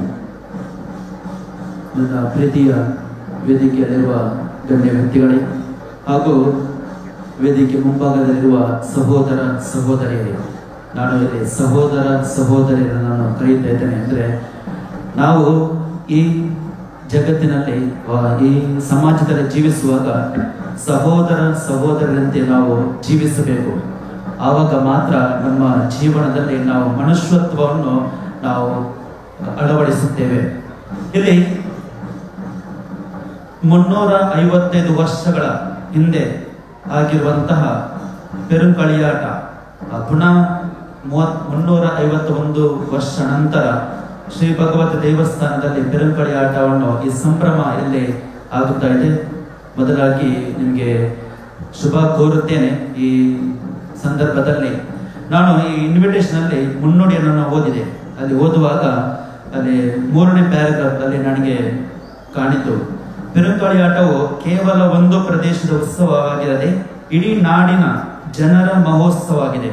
ಆದುದರಿಂದ ಸಪ್ತ ಭಾಷಾ ಸಂಗಮ ಭೂಮಿಯಾದ ನಮ್ಮ ತುಳುನಾಡಿನ ಸಾಂಸ್ಕೃತಿಕ ಪರಂಪರೆ, ಲಿಂಗ ಸಮಾನತೆ, ಮತ ಸೌಹಾರ್ದತೆ, ಈ 2-3 ಅಕ್ಷರಗಳು 2-3 ಪದಗಳು ನನಗೆ ತುಂಬಾ ಓದಿ ಸಂತೋಷವಾಯಿತು. ಈ ಪೆರುಂಕಳಿಯಾಟ ಇಲ್ಲಿ ಸಹೋದರತೆಯನ್ನು ನಾವು ಕಾಣುತ್ತೇವೆ. ಎಲ್ಲ ಧರ್ಮಗಳು ಸೇರಿ ಒಟ್ಟಿಗೆ ಇಲ್ಲಿ ಸಹೋದರತೆ, ಸಂಗಮ ಅಂತಹ ಯೋಚನೆಗಳು ಇಲ್ಲಿ ಬರುತ್ತಾ ಇವೆ. ನಮ್ಮ ಪವಿತ್ರ ಗ್ರಂಥಗಳು ಆಗಿರ್ಬೋದು, ಬೈಬಲ್ ಅಥವಾ ಭಗವದ್ಗೀತೆ, ಕುರಾನ್, ಇಲ್ಲಿ ನಾವು ಓದಿದ್ರೆ ನಾನು 2-3 ವಾಚನಗಳನ್ನು ನಾನು ಇಲ್ಲಿ ಹೇಳಲು ಇಚ್ಛಿಸ್ತೇನೆ. ಮೊದಲನೇದಾಗಿ ಭಗವದ್ಗೀತೆ ಅಧ್ಯಾಯ 5:18 ವಾಕ್ಯ ಈ ರೀತಿ ಹೇಳುತ್ತದೆ, ಕರ್ತವ್ಯ ಮತ್ತು ಸಮಾನತೆ, ತಾನು ಮಾಡುವ ಕರ್ಮವನ್ನು ನಿಷ್ಠೆಯಿಂದ ಮತ್ತು ನಿಸ್ವಾರ್ಥವಾಗಿ ಮಾಡಿದರೆ ಸಮಾಜದಲ್ಲಿ ಒಗ್ಗಟ್ಟು ಬರುವುದು ಗೀತೆ ಸಾರುತ್ತದೆ. ಅದೇ ರೀತಿ ಬೈಬಲ್ ಇಲ್ಲಿ ನಮಗೆ ಹೇಳುತ್ತವೆ, ಆದಿಕಾಂಡ ಅಧ್ಯಾಯ 1:27 ವಾಕ್ಯ, ಏಕತೆ ಮತ್ತು ಸೃಷ್ಟಿ, ದೇವರು ಮಾನವನನ್ನು ತನ್ನ ಸ್ವರೂಪದಲ್ಲಿ ಸೃಷ್ಟಿಸಿದ್ದಾನೆ. ದೇವರು ಮಾನವನನ್ನು ತನ್ನ ಸ್ವರೂಪದಲ್ಲಿ ಸೃಷ್ಟಿಸಿದ್ದಾರೆ. ಕುರಾನ್ ಹೀಗೆ ಹೇಳುತ್ತೆ, ಅಲ್ ಹುಜ್ರಾತ್ ಅಧ್ಯಾಯ 49:13 ವಾಕ್ಯ ಈ ರೀತಿ ಹೇಳುತ್ತದೆ, ಒಬ್ಬರನ್ನೊಬ್ಬರು ನಿಮಗೆ ಪರಿಚಯವಾಗಲು ದೇವರು ಮನುಷ್ಯರನ್ನು ಸಮುದಾಯಗಳಲ್ಲಿ ಮತ್ತು ವರ್ಗಗಳಲ್ಲಿ ಸೃಷ್ಟಿಸಿದ್ದಾನೆ. ಅಂದ್ರೆ ದೇವರು ನಮ್ಮನ್ನು ಮನುಷ್ಯರಾಗಿ ಸೃಷ್ಟಿಸಿದ್ದಾರೆ. ಅವರ ಸ್ವರೂಪದಂತೆ ಅವರು ನಮ್ಮನ್ನು ಸೃಷ್ಟಿಸಿದ್ದಾರೆ. 2 ಮಾತುಗಳಲ್ಲಿ ನಾನು ಕೇಳಿದೆ, ಅಶೋಕ್ ಅವರು ಸಂಸದರು ಹಾಗೂ ಗುರುಕಿರಣ್ ಅವರು ಮಾತನಾಡಿದರು, ದೇವರು ಎಲ್ಲಿ ಕಾಣುತ್ತಾರೆ ಅಂತ. ನಿಜವಾಗ್ಲೂ ದೇವರು ಮೇಲ್ಗಡೆ ಇಲ್ಲ, ಕೆಳಗಡೆ ಇಲ್ಲ, ದೇವರು ನಮ್ಮಲ್ಲಿದ್ದಾರೆ, ಮನುಷ್ಯರಲ್ಲಿದ್ದಾರೆ. ನಾವು ಯಾವಾಗ ಮನುಷ್ಯತ್ವವನ್ನು ಕಳ್ಕೊಳ್ತೇವೋ ಆವಾಗ ದೇವರು ನಮ್ಮ ಮನುಷ್ಯತ್ವದಿಂದ, ನಮ್ಮ ಹೃದಯದಿಂದ ಹೊರಗೆ ಹೋಗ್ತಾರೆ. ಅದಕ್ಕೆ ದೇವರು, ನಾವು ಭಗವದ್ಗೀತೆ ಇರ್ಬೋದು, ಬೈಬಲ್ ಇರ್ಬೋದು, ಕುರಾನ್ ಇರ್ಬೋದು, ನಾವು ಓದ್ತೇವೆ. ಓದ್ಲಿಕ್ಕೆ ಯಾಕೆ ನಾವು ಕುರಾನ್ ಅನ್ನು ಓದ್ಬೇಕು? ಯಾಕೆ ನಾವು ಬೈಬಲ್ ಅನ್ನು ಓದ್ಬೇಕು? ಯಾಕೆ ನಾವು ಭಗವದ್ಗೀತೆಯನ್ನು ಓದ್ಬೇಕು? ನಾವು ಮನುಷ್ಯತ್ವವನ್ನು ಪುನಃ ತೆಗೊಳ್ಬೇಕು. ನಮ್ಮ ಜೀವನದಲ್ಲಿ ಮನುಷ್ಯತ್ವವನ್ನು ಬೆಳೆಸಬೇಕು. ನಾವು ಮನುಷ್ಯರೌದು, ಆದರೆ ಮನುಷ್ಯತ್ವ ನಮ್ಮಲ್ಲಿ ಉಂಟಾ? ಈ ಜಾತಿ ಮತ ಭೇದ ಯಾರು ಸೃಷ್ಟಿಸಿದರು? ದೇವರು ಸೃಷ್ಟಿಸುವಾಗ ಮಾನವನಾಗಿ ಸೃಷ್ಟಿಸಿದರು. ಜಾತಿ ಭೇದ ಮತ ಎಲ್ಲ ನಾವು ನಮ್ಮ ಸ್ವಾರ್ಥಕ್ಕೋಸ್ಕರ ನಾವು ಮಾಡಿದ್ದೇವೆ. ಎಲ್ಲಾ ಗ್ರಂಥಗಳು ನಮಗೆ ಹೇಳುದು ಪ್ರೀತಿ, ಸಹನೆ, ಬಂಧುತ್ವ. ಅಂದ್ರೆ ಮಾನವ ಪ್ರೀತಿಯಿಂದ ಜೀವಿಸಿದರೆ ಅಲ್ಲಿ ಮನುಷ್ಯತ್ವ ಇದೆ. ಅದಕ್ಕೋಸ್ಕರ ದೇವರಂದ್ರೆ ಪ್ರೀತಿ. ಸಂತ ಜಾನರು ಹೇಳ್ತಾರೆ, ಬೈಬಲ್ ಅಲ್ಲಿ ಒಂದು ವಾಕ್ಯ ಇದೆ, ದೇವರಂದ್ರೆ ಯಾರು? ದೇವರಂದ್ರೆ ಪ್ರೀತಿ. ಪ್ರೀತಿ ಅಂದರೆ ದೇವರು. ನಮ್ಮಲ್ಲಿ ಪ್ರೀತಿ ಇದ್ದರೆ ಖಂಡಿತವಾಗ್ಲೂ ನಾವು ಮನುಷ್ಯರಾಗುತ್ತೇವೆ. ನಮ್ಮಲ್ಲಿ ಪ್ರೀತಿ ಇದ್ದರೆ ನಾವು ಯಾವಾಗಲೂ ನಮ್ಮ ಏನು ಮತ ಭೇದ ಜಾತಿ ಇಲ್ಲದೆ ಒಟ್ಟುಗೂಡಿ ನಾವು ಜೀವನ ಮಾಡಲು ನಮಗೆ ಸಾಧ್ಯವಾಗುತ್ತದೆಂದು ಸಂತ ಜಾನರು ಬೈಬಲ್ ನಮಗೆ ಹೇಳ್ತದೆ. ಹಾಗೆ ಕುರಾನ್ ಅದೇ ರೀತಿ ಹೇಳುವುದನ್ನು ನಾನು ಕಾಣಿಸ್ತದೆ. ಇಲ್ಲಿ ನಾವು ಓದುವಾಗ, ಕೆಲವು ವಾಕ್ಯಗಳನ್ನು ಓದುವಾಗ ಭಗವದ್ಗೀತೆ ಸಹ ಹೇಳ್ತದೆ, ನಾವು ಒಂದುಗೂಡಿ ಒಂದೇ ಜನರಾಗಿ ಒಂದೇ ಮಾನವರಾಗಿ ಕೆಲಸ ಮಾಡಿದ್ರೆ, ಜೀವಿಸಿದ್ರೆ ಅಲ್ಲಿ ನಾವು ದೇವರನ್ನು ನಾವು ಕಾಣುತ್ತೇವೆ. ಬೈಬಲ್ ಅಲ್ಲಿ ಒಂದು ದೃಷ್ಟಾಂತ ಇದೆ, ಅಲ್ಲಿ ಗುಡ್ ಸಮಾರಿಟನ್ ಅಂತ ಆ ದೃಷ್ಟಾಂತ. ಅಲ್ಲಿ ಯಹೂದಿ ಅಲ್ಲಿ ಮಾರ್ಗ ಬದಿಯಲ್ಲಿ ಕೆಳಗೆ ಬೀಳ್ತಿರ್ತಾನೆ. ಅಲ್ಲಿ ಒಬ್ಬ ಯಾಜಕ ಬರ್ತಾನೆ, ಅವನನ್ನು ನೋಡಿ ಒಂದು ಯಹೂದಿ ಯಾಜಕನಾಗಿ ಅವನು ನೋಡಿ ಸೀದಾ ಹೋಗ್ತಾನೆ. ನೆಕ್ಸ್ಟ್ ಬರೋದು ಲೇವಿ, ಅವನು ಸಹ ನೋಡ್ತಾನೆ, ಯಹೂದಿ ಜಾತಿಯವನಾಗಿ ಅವನನ್ನು ನೋಡಿ ಸೀದಾ ಹೋಗ್ತಾನೆ. ಮತ್ತೆ ಬರುವುದು ಸಮರಿಟನ್ ಮತ್ತೆ ಯಹೂದಿ ಮತ್ತೆ ಜಗಳ, ಯಾವಾಗ ಜಗಳ, ಜಾತಿ ಬೇರೆ ಬೇರೆ ಜಾತಿ, ಅಲ್ಲಿ ತುಂಬಾ ಕಷ್ಟಗಳಿರ್ತದೆ, ಒಬ್ಬರನ್ನೊಬ್ಬರು ಕೆಣಕುವುದು. ಅಂತಹ ವಿಷಯದಲ್ಲಿರುವಾಗ ಆ ಸಮರಿಟನ್ ಆ ಯಹೂದಿಯನ್ನು ನೋಡ್ತಾನೆ, ಕಷ್ಟದಲ್ಲಿದ್ದಾನೆ. ಅಲ್ಲಿ ಅವನಿಗೆ ಜಾತಿ ಪ್ರಾಮುಖ್ಯವಲ್ಲ, ಅಲ್ಲಿ ಮತ ಪ್ರಾಮುಖ್ಯವಲ್ಲ, ಅವನು ಆ ಮನುಷ್ಯತ್ವವನ್ನು ನೋಡ್ತಾನೆ.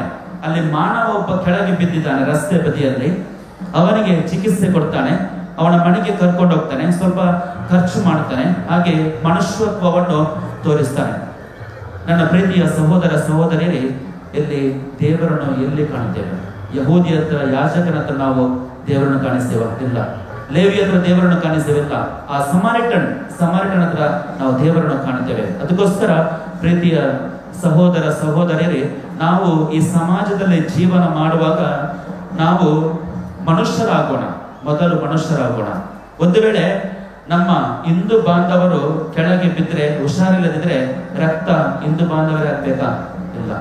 ನಾನು ಸಹ ಕೊಡ್ಬೋದು, ಮುಸ್ಲಿಂ ಬಾಂಧವರು ಸಹ ರಕ್ತ ಕೊಡ್ಬೋದು.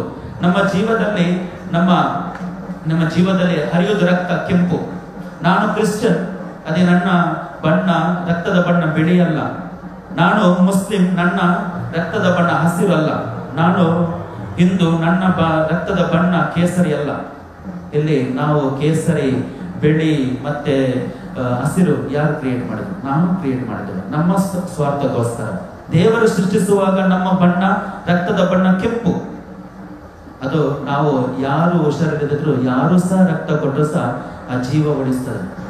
ಅದೇ ಜೀವ ಕೊಟ್ಟ ದೇವರು ನಮ್ಗೆ ಒಂದೇ ದೇವರು, ನಮ್ಮಲ್ಲಿರೋದು ಒಂದೇ ದೇವರು. ನಾವು ಪೂಜಿಸುವ ವಿಧಾನ ಮಾತ್ರ ಬೇರೆ ಬೇರೆ. ಅದಕ್ಕೋಸ್ಕರ ಇಲ್ಲಿ ಸಹೋದರ ಸಹೋದರಿ, ನೀವು ಇಲ್ಲಿ ಬಂದಿದ್ದೀರಿ, 6 ದಿನ ಇಲ್ಲಿ ಸಂಭ್ರಮ ಆಚರಣೆ ಇದೆ.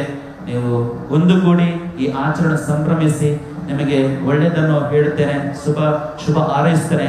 ನಾವು ಒಂದಾಗೋಣ, ಎಲ್ಲ ಜಾತಿ ಮತ ಏನೂ ಬೇಡ, ನಾವು ಮನುಷ್ಯರಾಗಿ ಜೀವಿಸೋಣ, ಒಂದಾಗೋಣ. Thank you.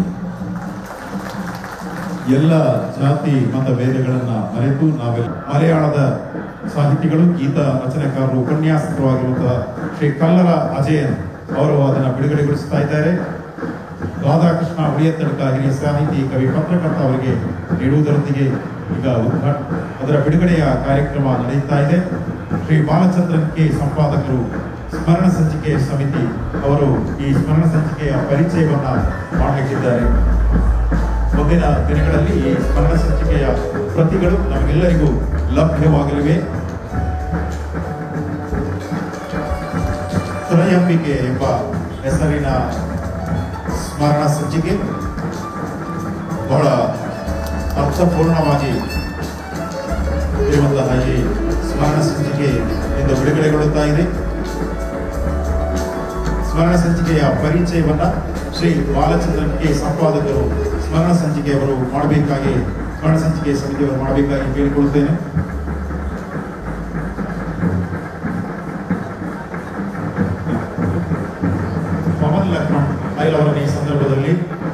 ಹರಿಶ್ಚಂದ್ರ ಬೇರಿಕೆ ಅವರು ಸ್ವಾಗತಿಸಬೇಕಾಗಿ ಕೇಳಿಕೊಳ್ತಾ ಇದ್ದೇನೆ.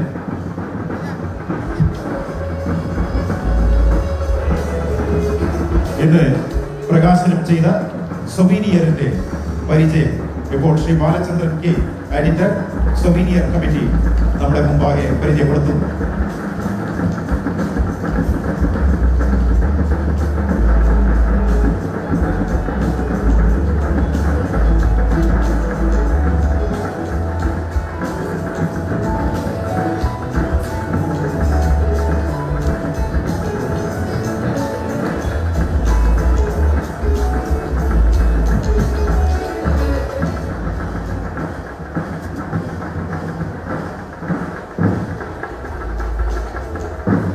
വേദിയിലും സദസ്സിലുമുള്ള ബഹുമാന്യരെ,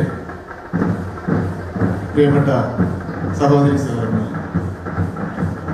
351 വർഷങ്ങൾക്ക് മുമ്പ് ഇവിടെ ഒരു വെറുകളിയാട്ടം നടന്നിരുന്നു എന്ന് അഷ്ടമംഗല്യ പ്രശ്ന ദ്വാരയാണ് നമ്മൾ അറിയാൻ സാധിച്ചത്.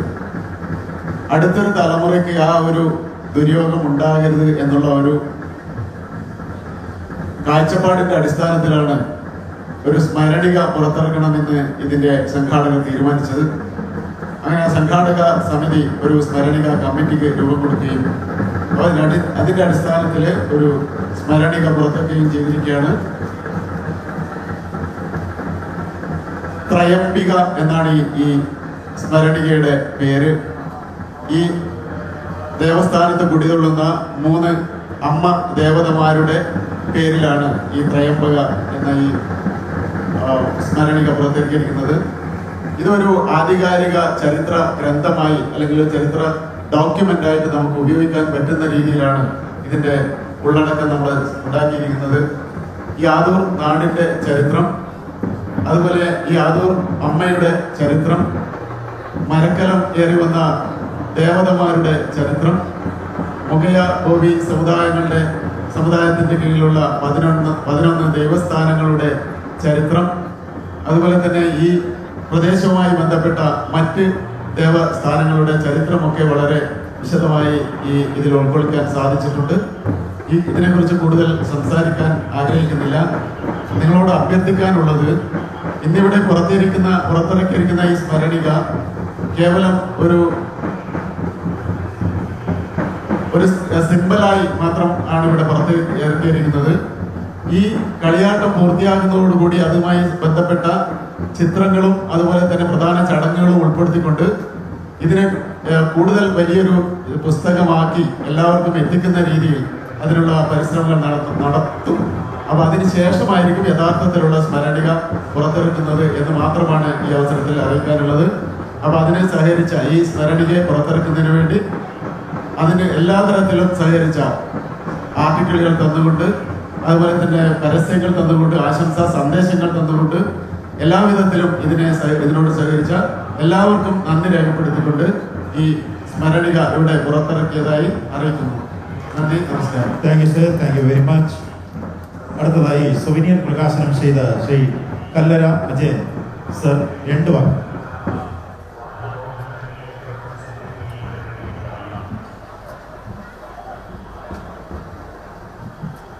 ഈ ചടങ്ങിൻ്റെ ആദരണീയനായ അധ്യക്ഷൻ, മറ്റ് വേദിയിലിരിക്കുന്ന പ്രമുഖരെ, എല്ലാവർക്കും എൻ്റെ നമസ്കാരം. എന്നെ ഈ ചടങ്ങിലേക്ക് ക്ഷണിച്ചത് എൻ്റെ ബഹുമാന്യ മിത്രമായ ശ്രീ ബാലചന്ദ്രൻ പെരിയയാണ്. അദ്ദേഹത്തോട് എനിക്കുള്ള കൃതജ്ഞത ആദ്യമേ അറിയിക്കുന്നു. വളരെ ദൂരെ ഉള്ള എനിക്ക് ഇവിടെ എത്താനും ഈ മഹാക്ഷേത്രം കാണാനും ഈ ആഘോഷ പരിപാടികളുടെ ഭാഗമാകാനും ഒക്കെ കഴിഞ്ഞതൊരു വലിയ ഭാഗ്യമായിട്ട് ഞാൻ കണക്കാക്കുന്നു. ക്ഷേത്രം എന്ന വാക്കിന് ക്ഷയത്തിൽ നിന്ന് ത്രാടനം ചെയ്യുന്നത് ആയിരുന്നു നിഷ്പത്തി കൊണ്ട്. ഒരു പ്രദേശത്തെ നാശത്തിൽ നിന്ന് രക്ഷിക്കുന്നത് ക്ഷേത്രം ആണ് എന്നാണ് സങ്കല്പം. ഈ പ്രദേശത്തിൻ്റെ ഒരു ഐശ്വര്യമായി നിലകൊള്ളുന്ന ഈ മഹാക്ഷേത്ര സന്നിധിയിൽ വരാൻ ഇടയായത് വലിയ ഒരു സൗഭാഗ്യമാണ്. ഇവിടെ പുറത്തിറക്കിയ ഈ സൊവീനിയർ പ്രകാശനം ചെയ്യാനായിട്ടുള്ള ഭാഗ്യം ലഭിച്ചത് വലിയൊരു ഭാഗ്യമായി ഞാൻ കണക്കാക്കുന്നു. നമ്മൾ ഭാരതീയരെ സംബന്ധിച്ചിടത്തോളം എല്ലാ കാലത്തും എല്ലാത്തിനോടും ഒപ്പം സാഹിത്യമുണ്ട്. സാഹിത്യം എന്ന വാക്കിനെ സഹിതം ഒപ്പമുള്ളത് എന്നുള്ള അർത്ഥത്തിൽ നിന്നാണ് ഋഗ്വേദത്തിൽ പ്രസിദ്ധമായ ഒരു കഥയുണ്ട്. ശ്യാവാഹൻ എന്ന് പറയുന്ന ഒരാൾ, ഒരു ചെറുപ്പക്കാരൻ രഥവീതി എന്ന് പറയുന്ന അയാളുടെ അയാളുടെ യജമാനന്റെ മകളെ പ്രണയിച്ചു. പക്ഷേ പ്രണയിച്ചെങ്കിലും രഥവീതിയുടെ ഭാര്യ മകളെ ഈ ശ്യാവാഹന് കൊടുക്കാൻ സന്നദ്ധയായില്ല. അതിനെ അവർ പറഞ്ഞ കാരണം ഈ ശ്യാവാഹൻ കവിത എഴുതുന്നില്ല, മന്ത്രദർശിയല്ലാത്ത കവിത എഴുതാത്ത ഒരാൾക്ക് മകളെ കൊടുക്കുന്നതിൽ എനിക്ക് താല്പര്യമില്ല എന്നാണ് പറഞ്ഞത്. അങ്ങനെ വന്നപ്പോൾ കവിതയുടെ മർമ്മത്തെ കുറിച്ച് പഠിക്കാൻ ആ യുവാവ് നിർബന്ധിതനായി പിന്നെ കവിത എഴുതുകയും അങ്ങനെ പെൺകുട്ടിയെ സ്വന്തമാക്കുകയും ചെയ്തു എന്നാണ് കഥ. ഞാൻ കഥ പറഞ്ഞത് കവിത അല്ലെങ്കിൽ കവി എന്നൊക്കെയുള്ള പദം ഭാരതത്തെ സംബന്ധിച്ചിടത്തോളം എല്ലാ മേഖലയിലും ഉണ്ടായിരുന്നു.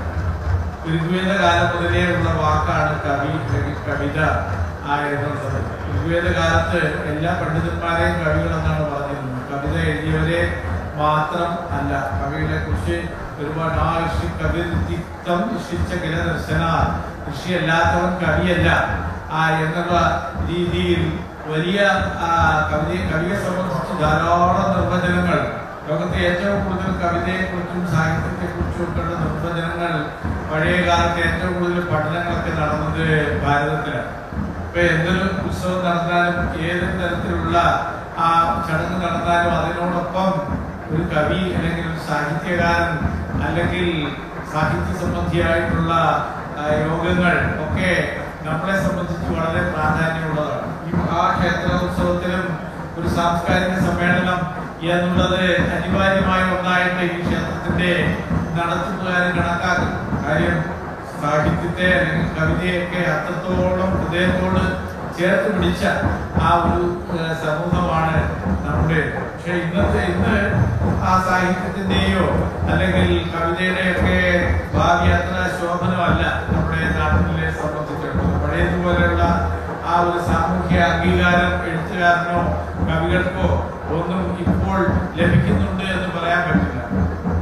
വ്യാസനും കാളിദാസനും ഒക്കെ ജീവിച്ചിരുന്ന കാലത്ത് വേറെയും ധാരാളം മനുഷ്യരും ജീവിച്ചിരുന്നു, വേറെയും പല കലാകാരന്മാരും ജീവിച്ചിരുന്നു. പക്ഷേ സഹസ്രാബ്ദങ്ങൾ കഴിഞ്ഞിട്ട് വാൽമീകിയെയും വ്യാസനെയും കാളിദാസനെയും ഒക്കെ നമ്മൾ അറിയുന്നു. പക്ഷെ അവരുടെ കാലഘട്ടത്തിൽ ജീവിച്ചിരുന്ന മറ്റു പലരെയും നമ്മൾ അറിയുന്നത് അവരുടെ കൃതികളിലൂടെ മാത്രമാണ്. അല്ലാതെ അന്നുള്ള മറ്റു കലാകാരന്മാരെ ഒന്നും നമ്മൾ അറിയുന്നില്ല. ഇതിൽ നിന്നും നമ്മൾ മനസ്സിലാക്കേണ്ടത് സാഹിത്യത്തിന് അല്ലെങ്കിൽ കവിതയ്ക്കൊക്കെ വലിയൊരു പ്രാധാന്യം സമൂഹത്തിൽ ഉണ്ടായിരുന്നു എന്നാണ്. വിശ്വപ്രസിദ്ധനായ ഗ്രീക്ക് ഫിലോസഫർ പ്ലേറ്റോ പറഞ്ഞത് ഒരു ആദർശ രാഷ്ട്രത്തിൽ കവികൾ പാടില്ല. കവികൾ എപ്പോഴും വലിയ പ്രശ്നക്കാരാണ്, ആൾക്കാരുടെ വികാരങ്ങളെ കുത്തി ഇളക്കുന്നവരാണ്. അതുകൊണ്ട് ഒരു ആദർശ രാഷ്ട്രത്തിൽ കവികൾ പാടില്ല എന്നാണ്. പക്ഷേ പ്ലേറ്റോ മരിച്ചപ്പോൾ അദ്ദേഹത്തിന്റെ തലയിണയുടെ അടിയിൽ ഉണ്ടായിരുന്നത് ഓവിഡിന്റെ ഒരു കവിതാ സമാഹാരമായിരുന്നു എന്നാണ് പറയുന്നത്. അപ്പൊ അത്രമാത്രം അദ്ദേഹം കവിതയെ സ്നേഹിച്ചുകൊണ്ടാണ് ഒരു ആദർശ രാഷ്ട്രത്തിൽ കവികൾ വേണ്ട എന്ന് പറഞ്ഞത്. യഥാർത്ഥത്തിൽ സാഹിത്യം നല്ല മനുഷ്യനെ സൃഷ്ടിക്കുന്നതിന് വേണ്ടിയിട്ടുള്ള മഹത്തായ ഒരു പ്രവർത്തനമാണ്. അതിന് പ്രാധാന്യം തിരിച്ചറിഞ്ഞുകൊണ്ട് തന്നെ ആയിരിക്കണം ഈ വലിയ പെരുങ്കളിയാത്ത മഹോത്സവത്തിന്റെ ഭാഗമായിട്ട് ഒരു സുവരിയിൽ പുറത്തിറക്കാനായിട്ട് ഇതിന്റെ സംഘാടകരെ തുനിഞ്ഞത്. തീർച്ചയായിട്ടും ഒരു അപ്പം കൊണ്ട് മാത്രം മനുഷ്യൻ ജീവിക്കുന്നില്ല എന്ന് ബൈബിളിൽ പറയുന്നത് പോലെ മനുഷ്യ ജീവിതത്തെ സംബന്ധിച്ചിടത്തോളം കൂടുതൽ മെച്ചപ്പെട്ട മനുഷ്യനെ ഉത്പാദിപ്പിക്കുന്നതിനുള്ള ഏറ്റവും നല്ല പ്രവർത്തനമാണ് സാഹിത്യ പ്രവർത്തനം. അപ്പൊ അത് ഏത് ഭക്തിയായാലും മറ്റേതെങ്കിലും തരത്തിലുള്ള പ്രവർത്തനമായാലും എന്ത് തന്നെ ആയാലും അതിനോടൊപ്പം സാഹിത്യവും ഉണ്ടായിരിക്കണം എന്ന് ഉള്ള ബോധ്യം നമ്മുടെ പഴയ തലമുറയ്ക്കുണ്ടായിരുന്നു. ഇപ്പോഴും ആ ബോധ്യം പൂർണ്ണമായി നഷ്ടപ്പെട്ടിട്ടില്ല എന്നുള്ളതിന്റെ തെളിവാണ് ഇവിടെ ഇത്തരത്തിലൊരു സുവനീർ ഇറക്കാനായിട്ട് അതിന്റെ ഭാരവാഹികൾ തയ്യാറായത്. തീർച്ചയായിട്ടും അവരുടെ ഒരു ബോധ്യത്തെ മുമ്പിൽ ഞാൻ ശിരസ് നമിക്കുന്നു. അവരുടെ ഒരു ഔദാര്യത്തെ വളരെ ബഹുമാനത്തോടുകൂടി ഞാൻ കാണുന്നു. കൂടുതൽ വർത്തമാനം പറയുന്നതിനുള്ള സമയം എനിക്ക് അനുവദിച്ചിട്ടില്ല എന്നുള്ളതുകൊണ്ട് ഞാൻ ഈ വർത്തമാനം ഇവിടെ അവസാനിപ്പിക്കുകയാണ്. നിങ്ങളുടെ ഏവരുടെയും അനുവാദത്തോടുകൂടി ഈ സോവനിയർ പ്രകാശനം ചെയ്തതായി അറിയിക്കുന്നു. നിങ്ങൾക്ക് എന്റെ വിനീതമായ നമസ്കാരം. നന്ദി ಶ್ರೀ ಅಜಯನ್ ಸರ್.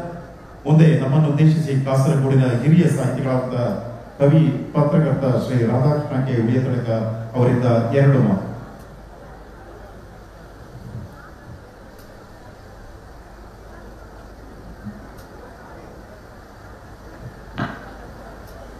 ಈ ಒಂದು ವಿಶೇಷ ಕಾರ್ಯಕ್ರಮದ ಅಧ್ಯಕ್ಷರು, ಈಗಾಗಲೇ ಸ್ಮರಣ ಸಂಚಿಕೆಯನ್ನು ಬಿಡುಗಡೆಗೊಳಿಸಿದಂತಹ ಶ್ರೀ ಹಿರಿಯ ಸಾಹಿತಿಗಳು, ಗೀತ ರಚನೆಕಾರರು ಆಗಿರುವಂತಹ ಶ್ರೀ ಕಲ್ಲರ ಅಜಯನ್ ಅವರೇ, ವೇದಿಕೆಯಲ್ಲಿ ಮತ್ತು ಸಭೆಯಲ್ಲಿ ಉಪಸ್ಥಿತರಿರುವ ಎಲ್ಲ ಸಹೃದಯರು,